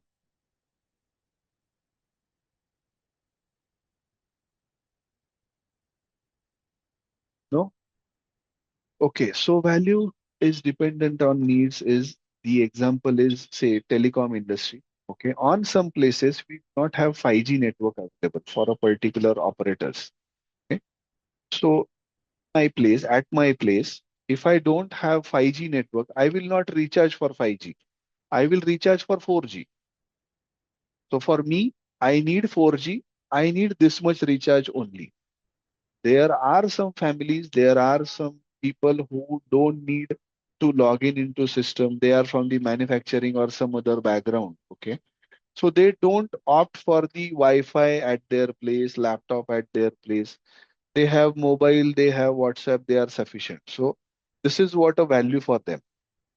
A technology, WhatsApp chal raha hai, is their value. For us, we need Wi-Fi, we need inverter, we need backup for laptop, everything. So that's the value. Few years back, I have just purchased these wireless headphones. Until then, I was using the wired headphones.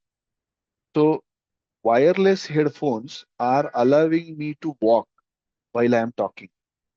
I am standing now. My camera is off. You are not able to see me, but I am standing as of now.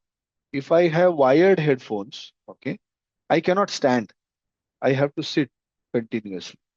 So that's value for me. That's need for me. Okay? How value is changing over the period of time or circumstances? Yes, no.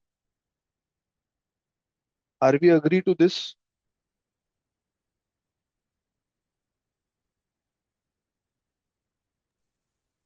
Yes. Yes. How? How?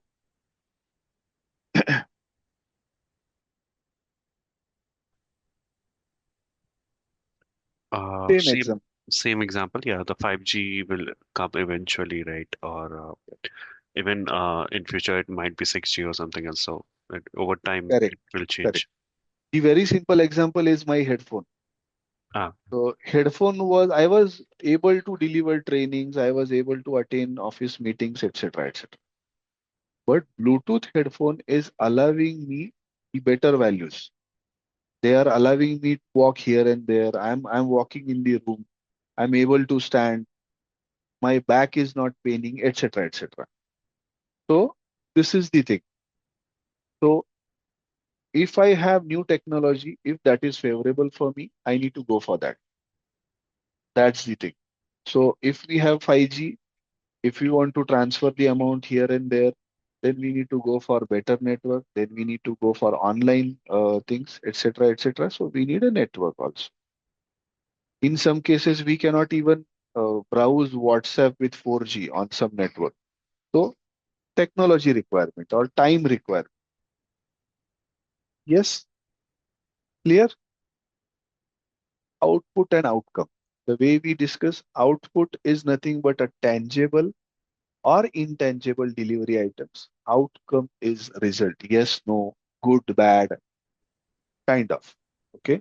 It's important to understand the difference between these two. Output leads to achievement of outcome. Fantastic sentence. Please write this down. Output leads to achievement of outcome.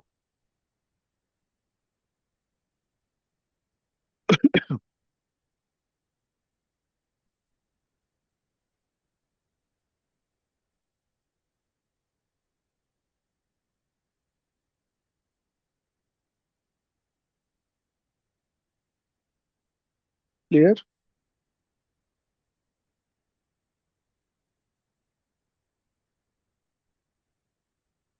Done? Yes. Yes, no. A risk, a possible event that could cause harm or loss or make it more difficult to achieve. I have 5G network, but I have a network issue. So I'm not able to send messages. I'm not able to transact. I'm not able to see the internet related things, etc., etc. So risk can also be defined as uncertainty of outcome and can be used in the context of measuring probability of positive outcomes as well as the negative ones. Okay. So two types of risk. Okay. A risk removed from a consumer by the service, a part of value proposition. A risk imposed on the consumer by the service, a risk of a service consumption. How? Can we have the first example, please? So risk removed from the consumer by the service.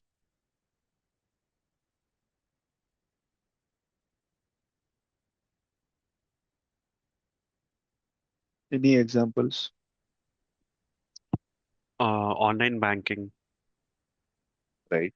Okay. So, we have removed like the time hindrance which was occurring before, Correct. but Absolutely. now the risk of scam has increased because of Correct. cyber Yeah. activities and whatnot. Don't click. Yeah. Don't click on the links Yeah. which unsolicited people they are saying. Correct. Risk Yes. imposed on the consumer by the service. Correct. So the first example was the risk removed, and second was the risk imposed. Correct. Thank you very much. With me till now. Don't sleep. Nawaz भाई reached office. नहीं, घर आ गया भाई, office में था अच्छा मैं। अच्छा उल्टा उल्टा घर आ गया अच्छा all good. So till now, yes, can we all good proceed? जी। Utility and warranty and an OR gate. So we all are from engineering background, I guess. So and an OR gate is in action again. Okay. So what is utility? A utility is nothing but the functionality offered by the product or a service to meet a particular need. A warranty is nothing but assurance that the product or service will be available or to meet your agreed requirements. And an or. Okay, if you look at this particular, you can see my mouse. So this is my mouse. If you can see, the upper side is OR gate. Okay? So performance supported, constraints removed, OR. Okay, true, false, fit for purpose. Okay, ठीक है. Available enough, warranty. Okay, so available enough, capacity enough, continuous enough, secure. This is warranty. Yes, no, I mean true or false, fit for use, fit for purpose, and fit for use. I'll suggest you write this diagram down, at least draw something. So, what is fit for use and fit for purpose? Any example?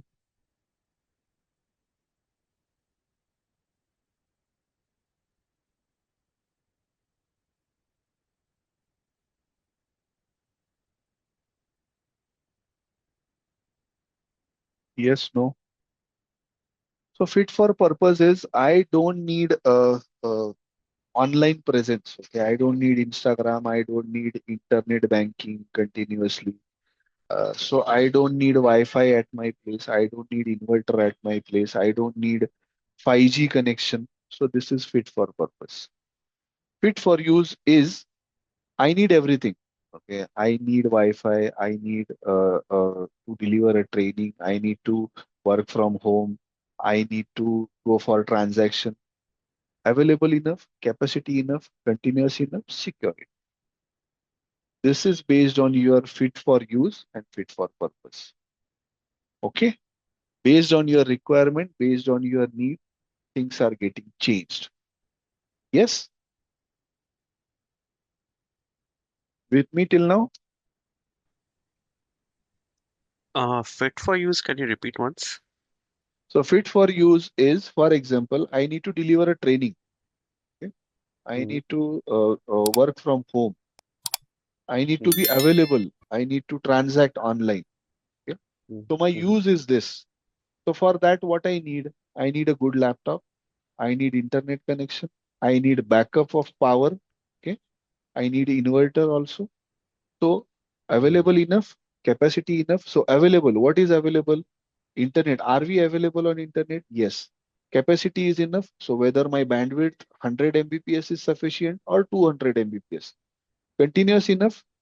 Okay. So what is continuous enough? Inverter hai kya nahi? So do you have inverter? Do you have power supply backup? Yes. Continuous enough. What is secure enough? So I am delivering a training, but now I have some scam also due to my internet connection is not secure. So my security is also important. I'm transacting some transaction, okay, but my network is not secure. So that's the thing. So availability, capacity, continuity, and security. So this is fit for use.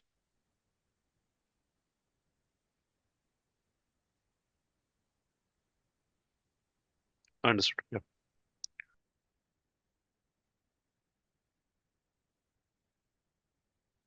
Clear?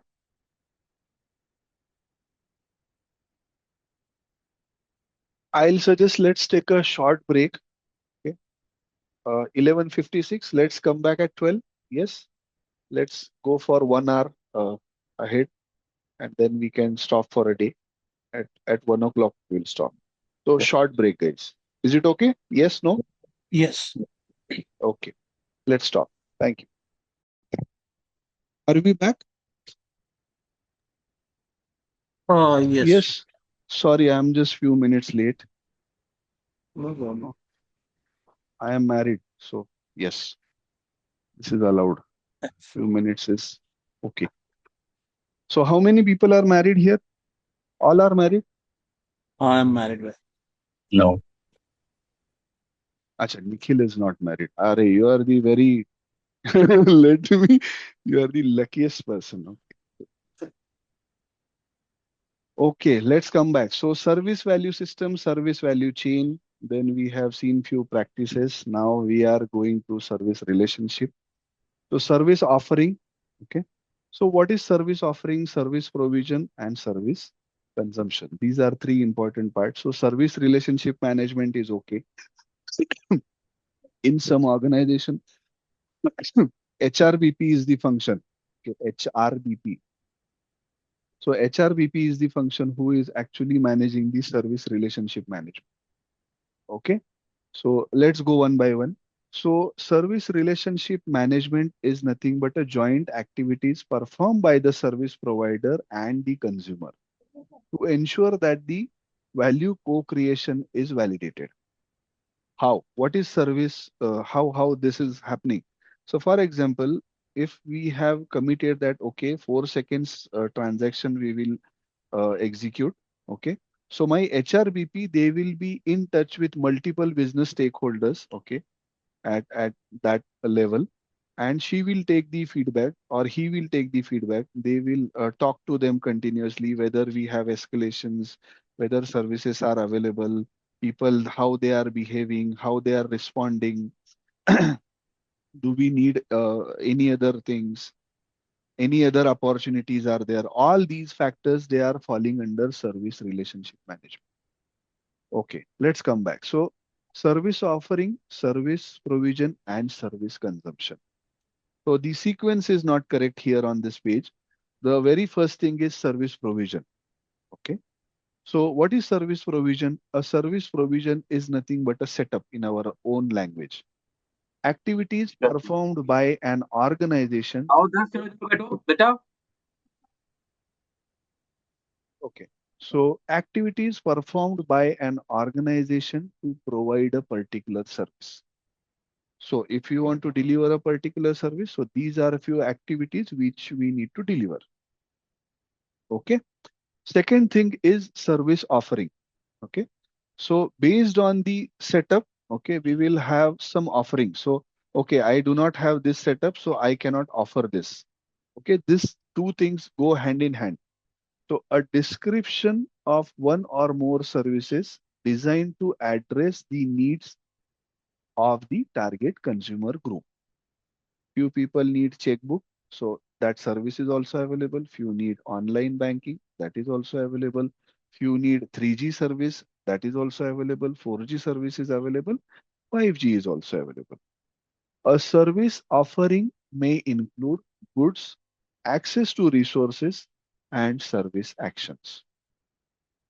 Goods example is Amazon. Access to resources example is your Google Drive, okay, or the cloud recording which you will access after this particular training. Service action is nothing but this particular training delivery. I am delivering a training for you, so this is service action. Service consumption, activities performed by an organization to consume the service. How you people are utilizing. So are you concentrating on training or how? So this is service consumption. I am delivering. So My service actions are on time. I am delivering a training. Service consumption is nothing but how you people are consuming the service. You have recharged for 5G, but you are not utilizing, your phone is not 5G compliant, for example. Okay. You have a 5G enabled Wi-Fi service at your place. Your phone, your laptop, your TV, these devices are not 5G compliant. So how you are consuming that particular service? Geo is offering everything. They are having 4G, 3G, 2G, they have everything. How you are consuming that service? So that's the thing. Clear? See, goods, access to resources, service action. So goods example is your Amazon. Okay. In IT industry, the example is a mobile phone or a physical server supplied to consumer. Ownership is transferred to a consumer. Consumer takes the responsibility for future use. You have purchased some phone from Amazon, have that with you. Now responsibility is yours. Phone is damaged, you need to go back to some service center, a particular service center and operate it. Access to resources is nothing but a mobile network or a network storage. That is Google Cloud, your Zoom Cloud, and so on. Ownership is not transferred to the consumer until and unless we are giving you the access to our cloud, you will not be able to access the training recording or the training material which I am sharing. Access is granted or licensed to consumer under agreed terms and conditions. The consumer can only access the resources during the agreed consumption period and according to the according to other agreed service terms. For example, if you have heard Byju's, I don't know whether that is active or not. So Byju's, Simply Learn, these are the few examples.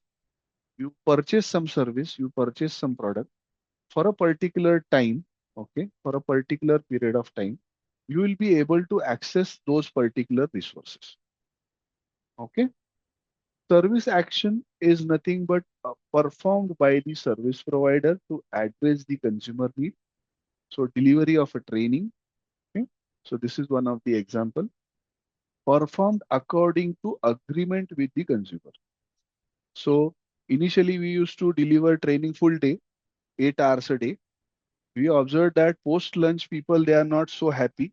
They are not concentrating. So we have divided this service offering into two pieces. So one is on Saturday, second is on Sunday, just to effectively deliver these things. Okay. So user support replacement, a piece of, okay. Any questions? Yes, no? With me? Sleeping? No. Don't sleep. We need next say 45 to 50 minutes. Okay. We'll try to complete the syllabus today maximum so that we will have some say brainstorming session or discussion open for tomorrow. We will have some time. Okay. So I will be sharing some data with you today. Just review those. You prepare your question. You can paste your question in the chat or you can let's discuss tomorrow instead of chat. So that people they will have open discussion. Okay. So guiding principles. So guiding principles, they are nothing but protocols, strategical things, okay, based on the vision of a particular organization. A guiding principle is a recommendation that guides an organization in all circumstances, regardless of changes in its goal, strategies, type of work, or management structure. Sometimes people they are not very positive for the technology upgrades. Okay, few oldies they feel like if we automate, so technology will eat our job. No, if we upgrade on small levels, we will make our life easier.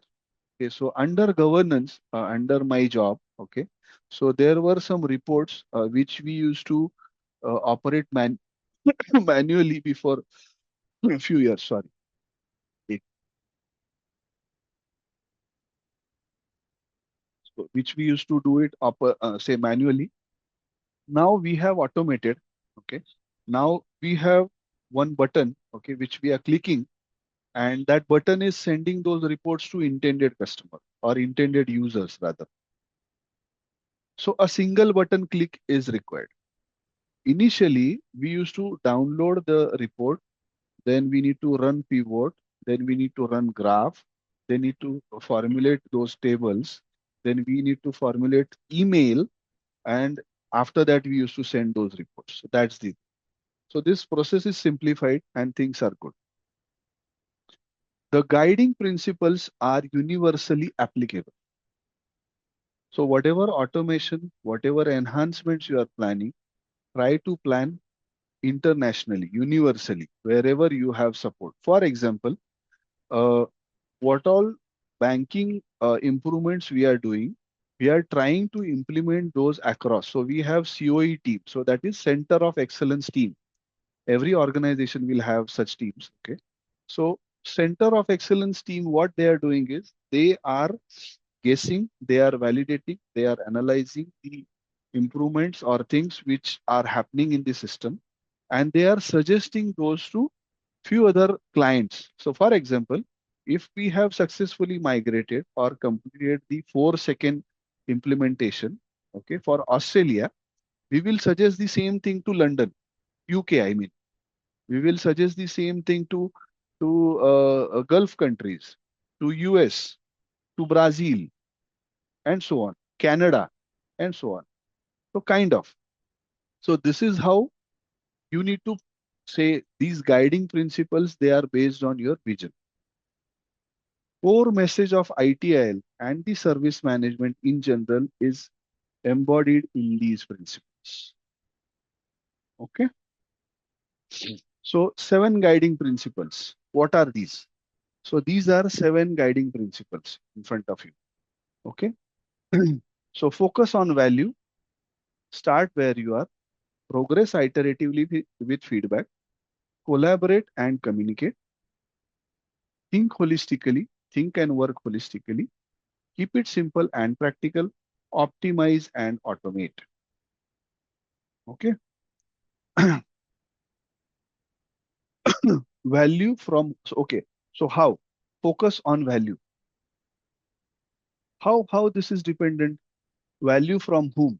How say CX and UX do we need? I mean, do we know rather? Any idea what is this CX and UX? Yes, no?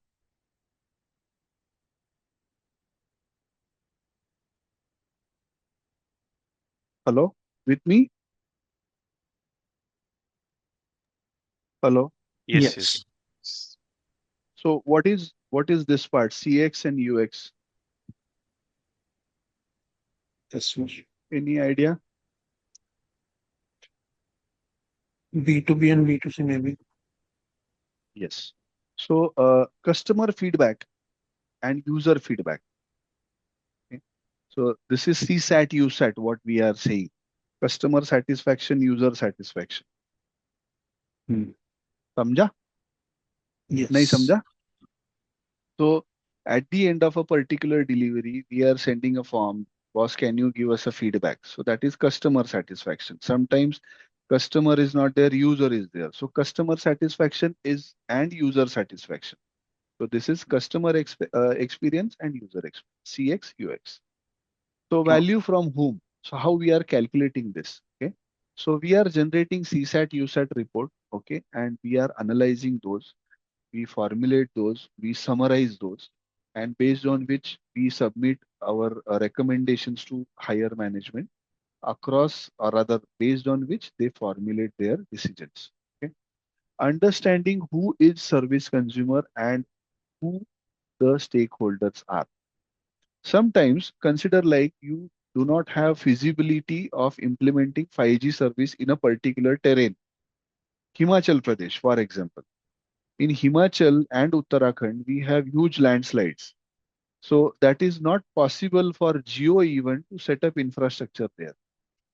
So people they are saying, no, no, we need 5G service, vagara, vagara. So that is good. Okay. But technical feasibility is also important. Okay. So who all are using? Are there people who all are ready to use 5G service? They are ready to pay that much amount. If yes, then okay, we will implement. In Mumbai, Pune, Bangalore, Chennai, Delhi, people are there. People they are ready to take 4G, 5G, 6G, whatever you have. I don't know how many people are there in Uttarakhand who are ready to go for 5G. So that's the CSAT, USAT is important. So few people they will say like, yeah, we need a service, but we do not have capacity to bear the cost. See, if you want to go for a particular service, you need to bear the cost also. Okay, start where you are. Whatever infrastructure you have, whatever things you have in hand, you start working with it. Okay, let's go one by one. Let's not go for a big bang approach and let's change everything. Let's go for Google implementation. No, go one by one. So first you go for the Oracle implementation, rather infra upgrade first, then Oracle implementation, and then application upgrade for our 4G, 4 second transaction delivery. So if you are saying no, no, Google is okay, yeah, okay. So let's do it. So cost component is also important. At every stage, at every phase, cost is silently mentioned in a bracket. Okay. Every analysis, every validation needs budget. Even BAs, the business analysts who all are validating the things, PMO, they are validating the things. Every other person is chargeable. Okay. Do not start over without first considering what is already available to be leveraged. Okay. Access where you are. Assess where you are. Service and methods already in place should be measured. Okay. Getting data from the source helps to avoid the assumption. If you have some ready feedback available in the system, say for example, Finestra. Finestra is a player who is there in the banking system since long. They are having multiple players. So FIS is also one of the players. So FIS is, I guess, name is changed, but WorldPay is the name. So FIS is also a big player. So they will have some case studies. They will have some lesson learned from the earlier implementation. So we can leverage that. It should be used to support the analysis of what has been observed rather than to replace it. Before replacement, think over it. Sometimes the act of measuring can affect the result, making them inaccurate. Okay. Hence, due to care should be taken to avoid this.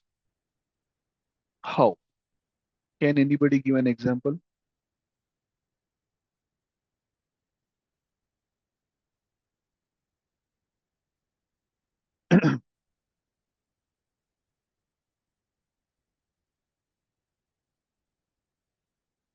Yes, yes, no. Dilip, Samir, Nawaz bhai, Nitish. Uh, we can take the example of payment failure, UPI payment failure.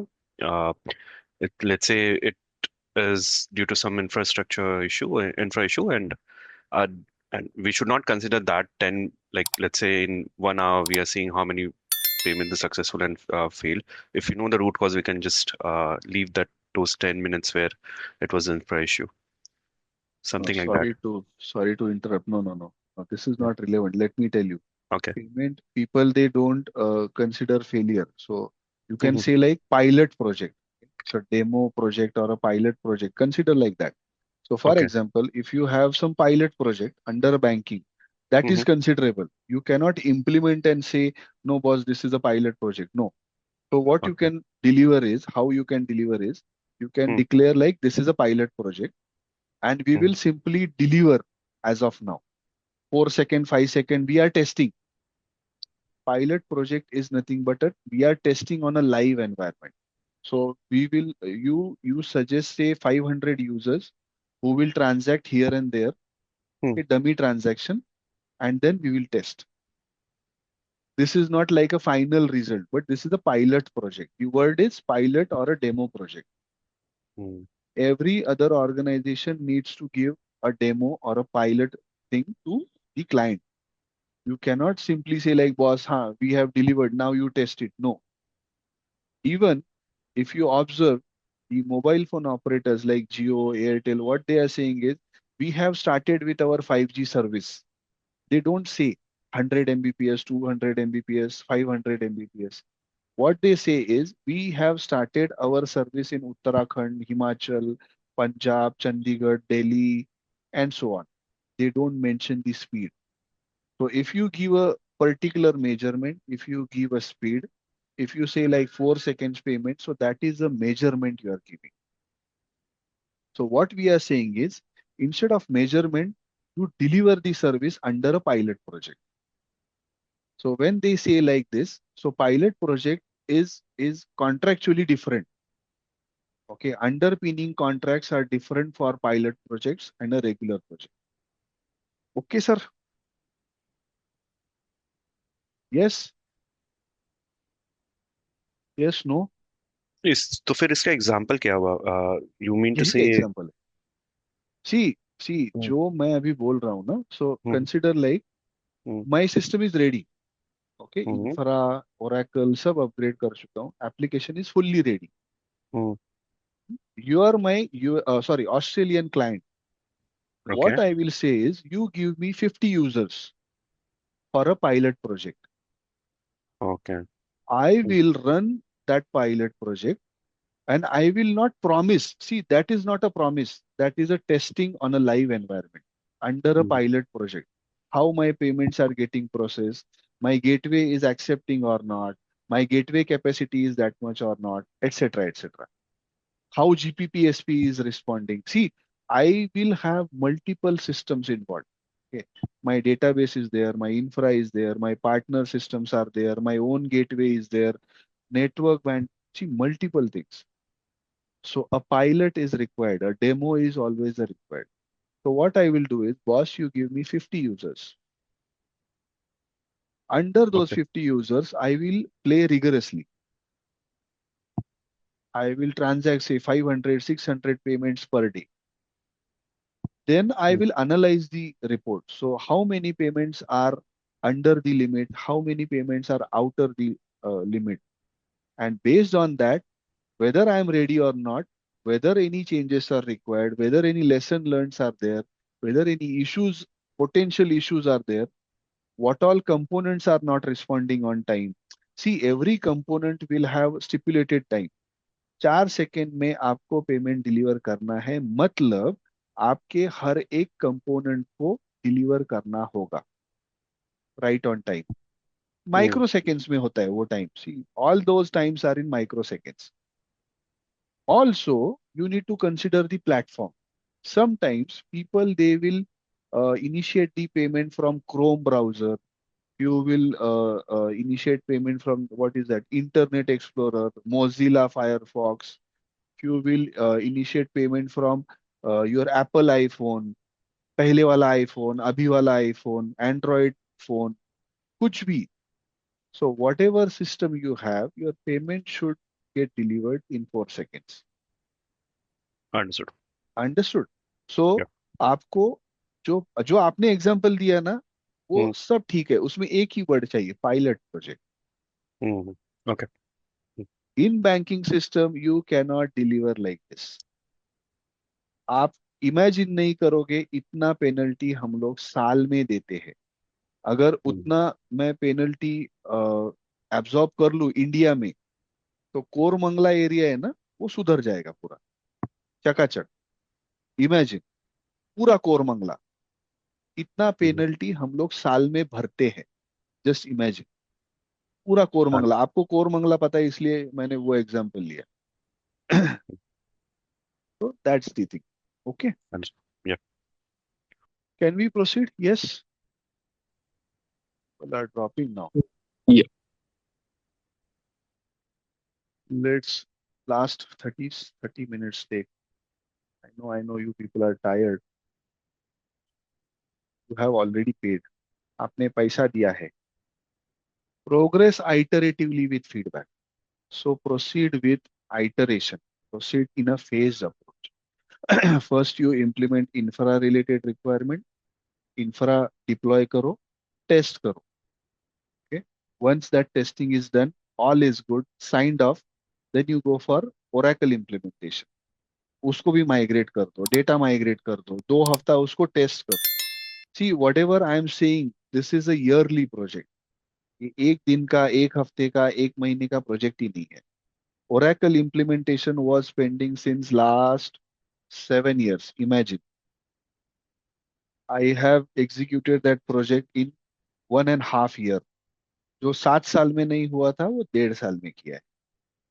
Okay, so progress iteratively with feedback. So you have to implement something, you have to test something, you have to validate the data also. See, you have implemented but data is not accurate. ऐसे नहीं चलता है. You have say 1 lakh rupees in your account. मैंने migrate करने के बाद उसमें 80,000 दिख रहे. You will you will sue me in a court. आप केस कर दोगे मेरे ऊपर, राइट? 20,000 कहाँ गए? So data should be accurate. See कई बार होता है, फॉर एग्जाम्पल आपका सैलरी आने के पहले का डेटा रिफ्लेक्ट हो जाता है सिस्टम, सैलरी आने के बाद का नहीं होता. पर्टिकुलर विंडो दिख रहा है, पर्टिकुलर विंडो नहीं दिख रहा है.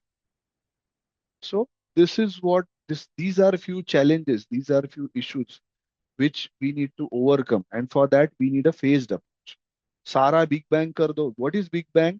All at once. So we don't prefer, we don't offer, we don't suggest big bang approach in some cases, especially in banking.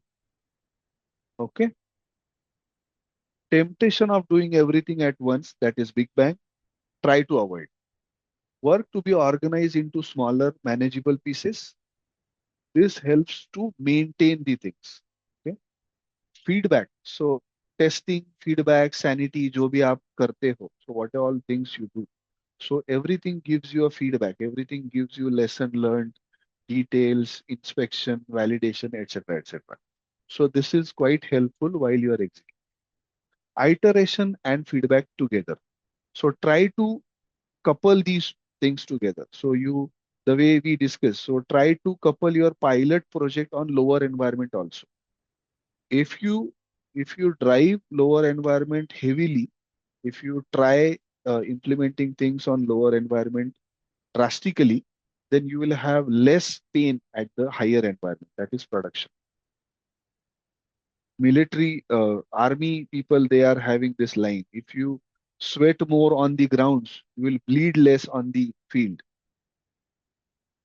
आप ग्राउंड पे ज्यादा पसीना बहाओगे तो at the time of war आपको ज्यादा कम तकलीफ होगी. सॉरी, उल्टा. Okay. Any question? Collaborate and promote visibility. The best example is banking project and application is Finestra. So we have ready-made application, we have ready-made payment gateway like MasterCard, then Western Union, vagara vagara. FIS we have. So multiple platforms we have, multiple offerings we have. So at an organizational level, you need to plan, you need to discuss with those, you need to build your futuristic approach based on the actual requirement and funding which you have. As I said, cost, budget, funds, they are in bracket at every stage. I am ready to collaborate with Finestra, but I do not have that budget. It will not work. I am ready to collaborate with FIS. I have budget, but they do not have capacity. It will not work. Right? So both the constraints are there. So you need to consider that. So inclusion of right people, right roles. Without effective collaboration, neither agile, lean, nothing will operate. ITSM भी operate नहीं करेगा. Work and its result should be made visible. Whatever issues, whatever findings, whatever lesson learned you have, discuss, you promote, you communicate. Okay, whom to collaborate with, identify those people. So whether you want to go with FIS, Mastercard, Western Union, Finestra, and some other players. So we have multiple players. We have small players also in the market. So based on your requirement, based on your say intensity, impact, urgency, you need to plan. Okay. Communication for improvement. Effective methods of engagements are required. Increasing urgency through the visibility. Okay. Think and work holistically. All inclusive, holistic approach try to implement. Okay. The output will suffer unless delivered in an integrated way. Holistic approach. The understand how all the parts of an organization works together. How end-to-end visibility of have end-to-end visibility of how demand is captured. The first line is saying like, for example, so we have support teams available. Few teams are available 24 by 7. Few teams are 8 by 5. So you need to understand your culture also, your setup also. It's not like you are giving a promise to your client, okay, we are available 24 by 7. Arey boss, your few teams are available 8 by 5. Follow the sun you don't have. How you will support? That's the thing. Okay. Have end-to-end visibility. So for example, you do not have end-to-end support or full support for a particular region. So for example, Brazil, you don't have. Okay. So for Brazil, if you don't have support, don't promise. Okay. And if you are promising, try to accommodate. That's the thing. In a complex system, the alteration of one element can impact the others. Where possible, these impacts needs to be identified. For example, Diwali holidays. Okay. So in Diwali, we all Indians are quite enthusiastic or we are very say manageable people. We are planning our leaves properly. But in Diwali holidays, people they don't try to plan any activities. Okay. So consider Diwali holidays. So if you are planning the activities, major activities in Diwali, you will have impact. So this is one of the constraint. Okay. So if we have flood-like situation, so this is one of the constraint. If we in between there was we have Hinjawadi area in Pune. So there was a 3 day downtime was there due to some electricity issue. For 3 days, wherever you have a DG, a diesel generator, those areas were working. Rest of the areas were down.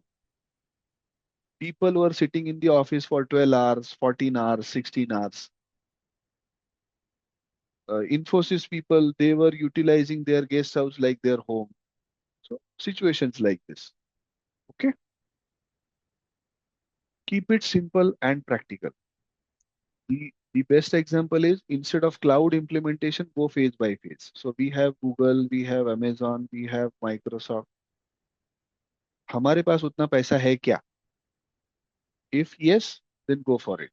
Otherwise, mat jao. See how I'm saying paisa. So for example, for implementation, you need amount. For support also you need amount. If you are implementing Google Cloud and if your resources is not or of that type, if they are not up to mark, if they are not able to deliver, so that service is not useful. Okay. Always use the minimum number of steps. Outcome based thinking to be used. Try something, validate something. Try something, validate something. Trying to provide a solution for every exception will often lead to over completion. How? Nawaz bhai, can you explain this? Nawaz or Nitish, they can explain. This is their day-to-day things. Yes, no?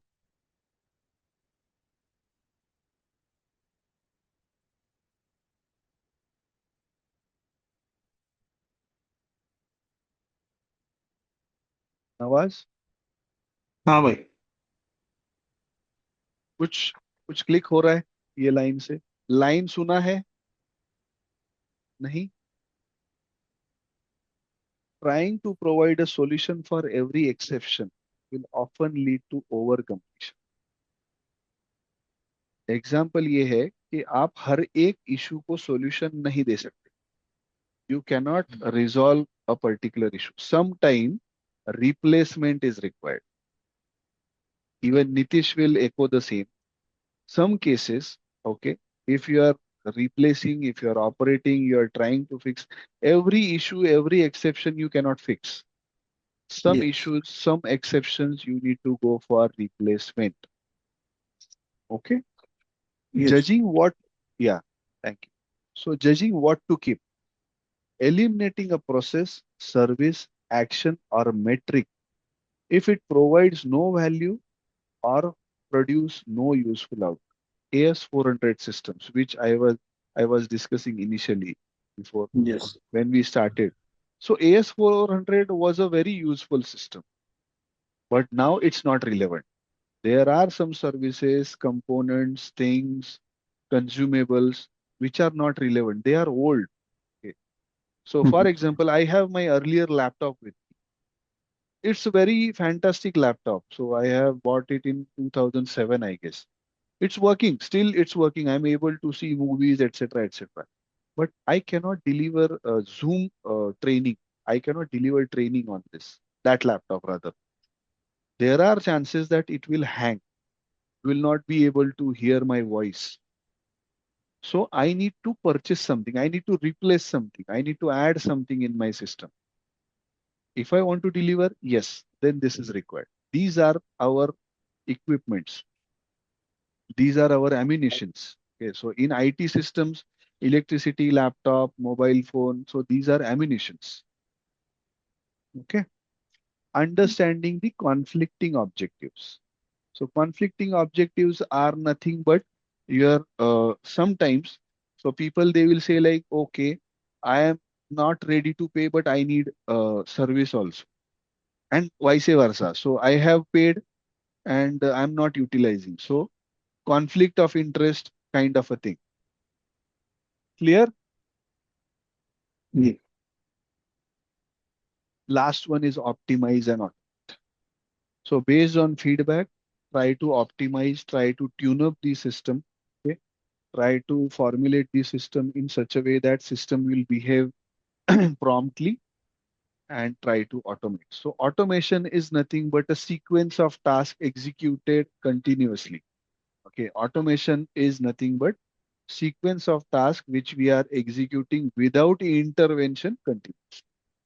So technology should not always be relied upon without the capability of human intervention. Okay, we need a monitoring system also. If you are implementing something, you need a monitoring system also.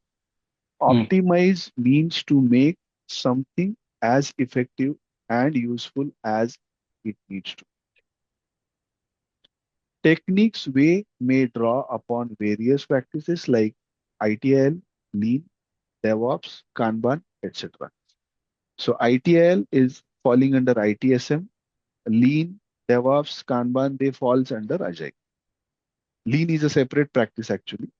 Mostly lean is utilized in manufacturing and automobile domain. Okay. Before an activity can be before an activity can be effectively automated, it should be optimized. See, so before automation, try to tune up. Okay. So try to tune up the things for a performance to whatever degree it is possible and reasonable. Okay. Yes. Any question?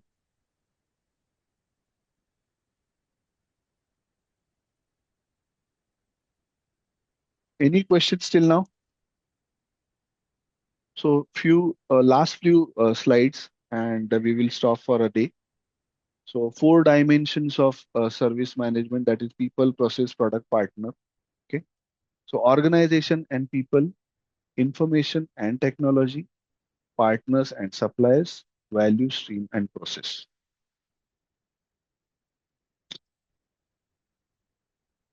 Can we proceed? Yes, Yes. yes, Yes. no. Yes, yes.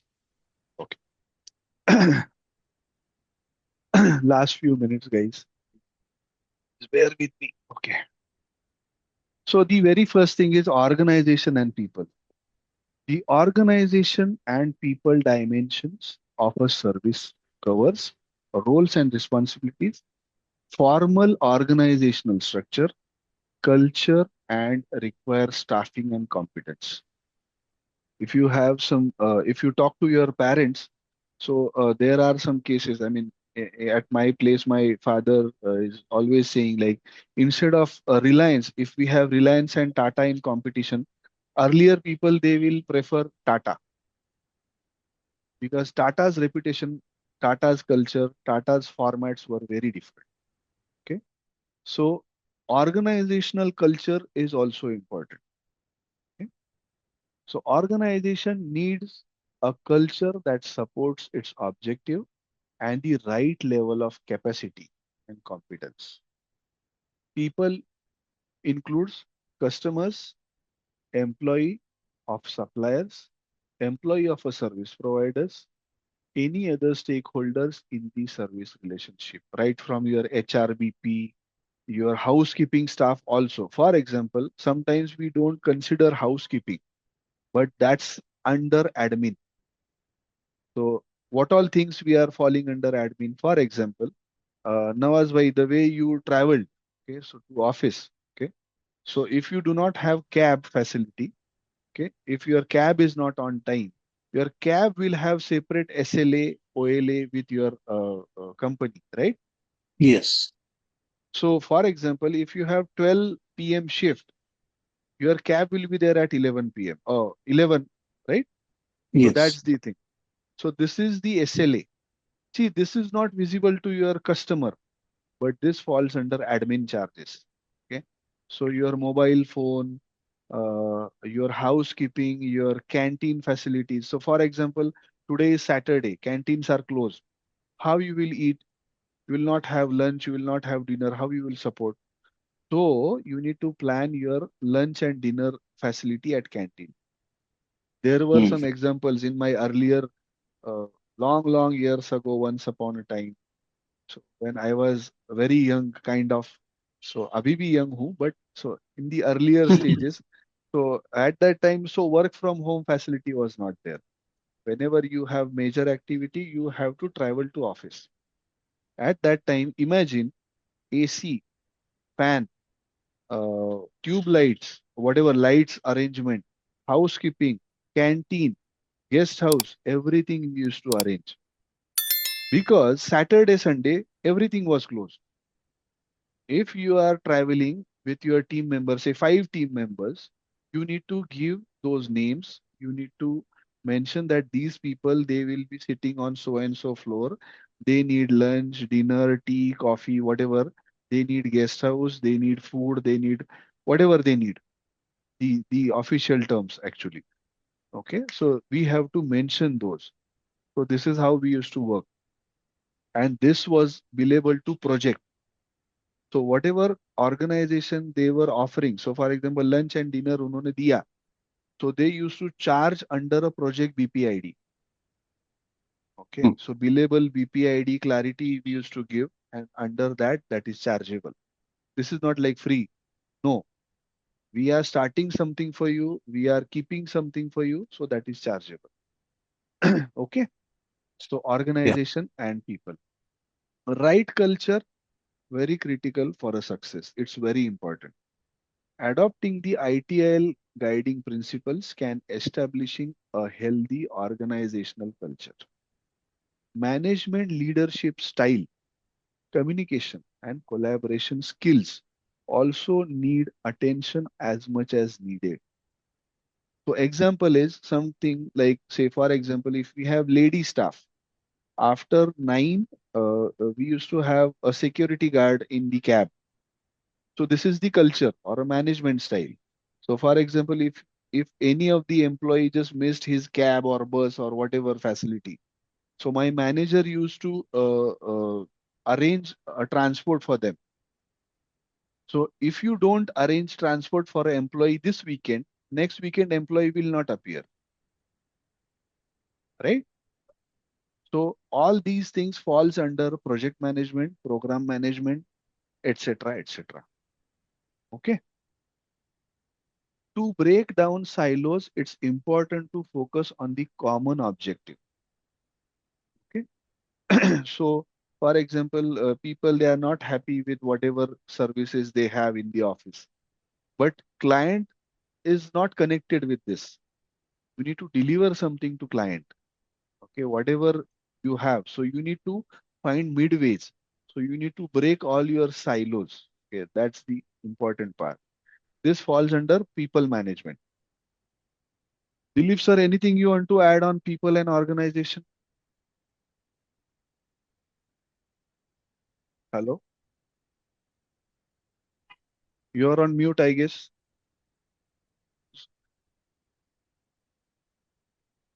Hi. Dilip, you're on mute.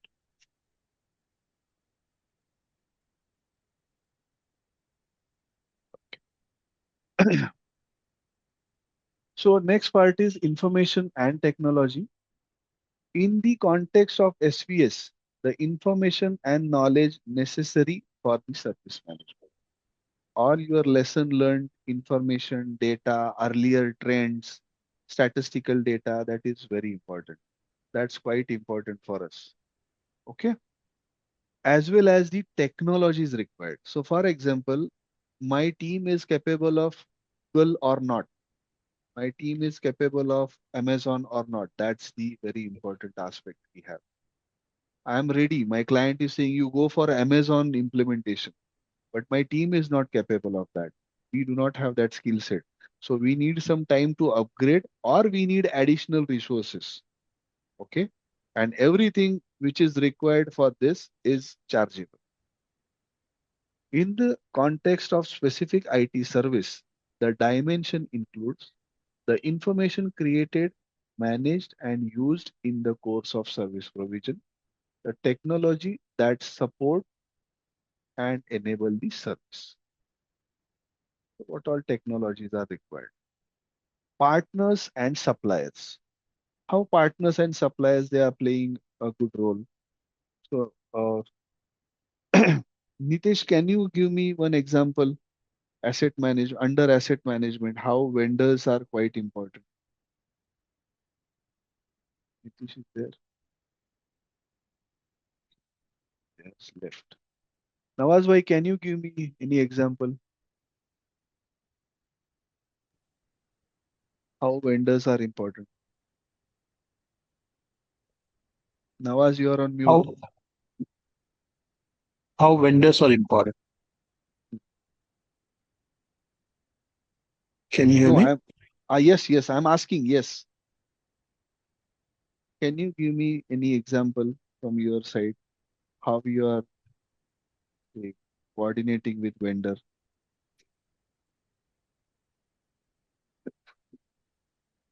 Blank, Mhm. Uh, thak gaye. man, just Anybody, any other person, please?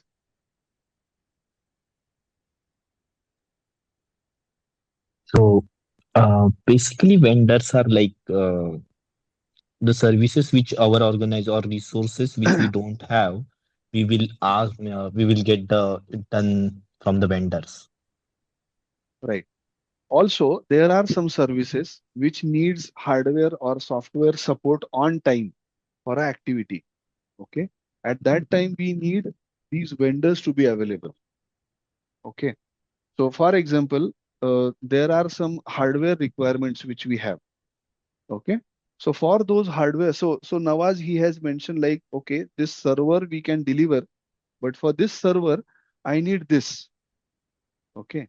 So for that particular organization or vendor, he or she needs to be available so that we will deliver that particular service. Consider like I have major activity or application implementation, okay, on Finestra, sorry, on the my platform, and Finestra is my vendor, and he is saying, "No, no, I am not available on weekend."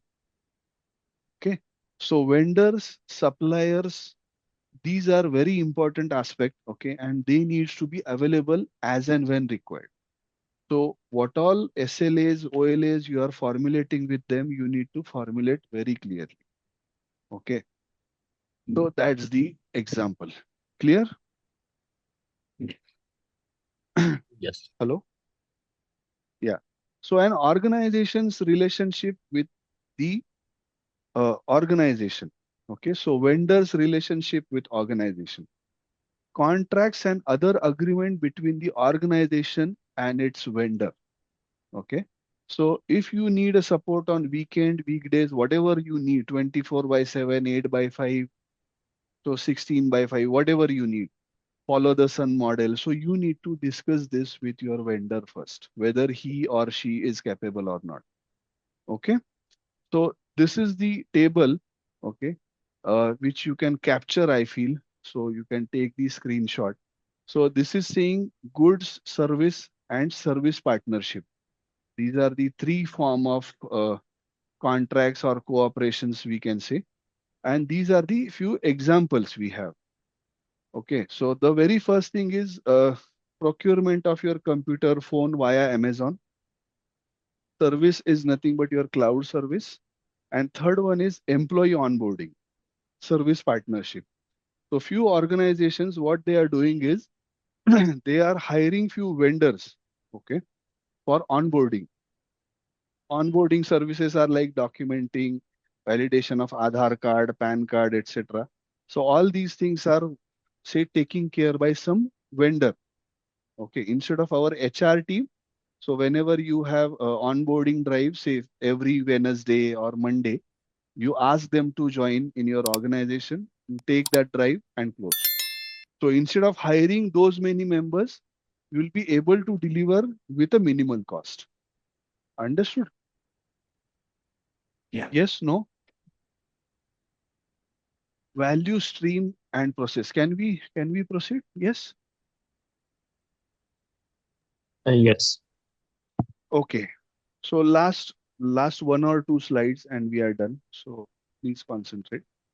So a series of steps and organizations undertake to create, deliver product and service.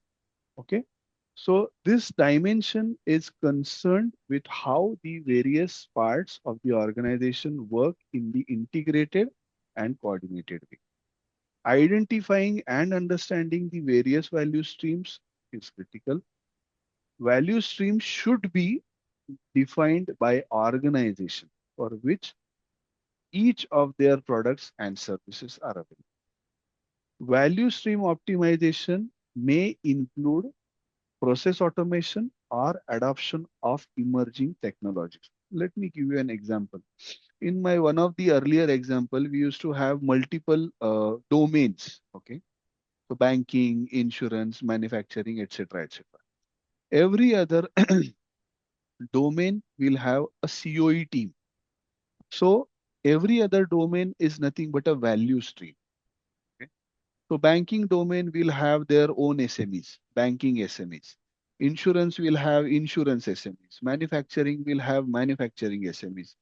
We will have their own COE team, Center of Excellence team. And we will have a central COE team who will be monitoring or governing these multiple value streams. So this is the example. So value stream is this. Okay. So domains, whatever domains your services you are offering, that falls under value streams. In a general example, we go to some multi cuisine restaurant. Okay.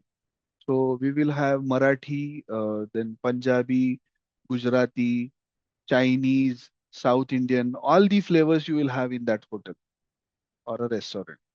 So this is your value stream. So we are delivering value in Marathi cuisines also, Gujarati cuisines also, South Indian also, Korean also, Chinese also, whatever you do. We are delivering value everywhere. So that's the ultimate motto. So that is value stream. So sometimes people they say like, oh, I have 50 people party. Actually, we want to give party to 50 people, but few need Chinese, few need Marathi, few need Bengali, if you need South Indian. So we need multi-cuisine restaurants for that. So multi-cuisine is nothing but MNCs. Okay. So value stream is nothing but your menu card for which you are delivering a service. Yes, no, clear? Hello, with me till now? Yes. Yes. Yes. Thank you. Okay. So this is the value stream example in our day-to-day thing. Okay. So if you see here, okay. So wish list. For, do you? I mean, all are from the laptop. You people have login. Try to take the screenshot. Okay. The this is the timeline. Okay. At the bottom, if you see, so this is the timeline and this is the progress part. Okay. So 1 day, 6 months, so and so. Okay. So wish list or you can say a requirement. Okay. So you have some business unit, you have some requirement, funding, requirement analysis, development and testing, stage and deploy. And this is available to user. Done? Yes. This is a simple calculation how they have calculated efficiency is equals to 97 days of working divided by 315 days is equals to 30%. Throughput is 100 FP slash 315 days. So we have multiple project types. So kind of. So try to take a screenshot of this screen. So this will be helpful for you to understand. Instead of drawing, a screenshot will help. And the timeline, if you see 1 day, 6 months, 0 days. So wish list. So analysis is taking 6 months. This is what they are saying. Again, 0 days, 1 month. Requirement analysis is taking 6 weeks. Samjha? So Yes. this up and down is having the significance actually. Okay. Service value chain in detail. Uh, So Prashant, huh, can you go back to the screen? What is SLOC? 10,000 SLOC where you are af- after development and testing. one Uh, second. Development and testing के बाद एक है This ना one. 10,000 SLOC. हाँ. Yeah. हाँ. So this is the capacity they are saying. Okay. So this is the capacity of a particular. See, they have taken one example. So this अच्छा. example, what they are saying is, hmm, so the way they have calculated 97 days hmm, divided by 315. So like this at every stage, okay. So they have hmm, this capacity. This is 100. Yes, 100 here. 100 FP, 100, 150 FP, kind of. This is the capacity at that particular stage. Okay. Capacity, And FP stands for? FP is sometimes fixed price project. So project types, fixed price. Okay. Okay. Okay. Hmm, FP is fixed price. So this okay. is fixed price project example. See, your client will say like, I will give you 500. You go to Bangalore to Pune, close. You Mm-hmm. go via train, bus, airplane. I don't care. I'm giving you 500. So that's the fixed price project. Okay. Understood. Yeah. So service value chain, I will suggest let's start this tomorrow. Okay. Or you want to continue? Do we have capacity? I'll suggest let's do it tomorrow. It's a big thing. So what I'll do is I'll give you some material, okay, today, which will help you to read through. See, these tables, they are very important. And if these 5, 6 slides you are done, no, clearly, you will be very productive, the exam, etc. These slides are important. These are okay. Know these things very well. Okay, so I feel let's stop for a day and let's reconvene tomorrow. So I feel if you people are okay, we can start early also, 8:30. If anybody wants to close early, so the married folks, if they have some obligation, if they have some pressure from their PMs, okay, lunch पे जाना है कल, तो early log in करना होगा. Okay. आप भी lunch पे जा रहे हो क्या कल? नहीं नहीं, मैं घर पे हूँ. सी, मेरा क्या कहते हैं, गला बैठ जाता है यार, गला पूरा बैठ जाता है. I cannot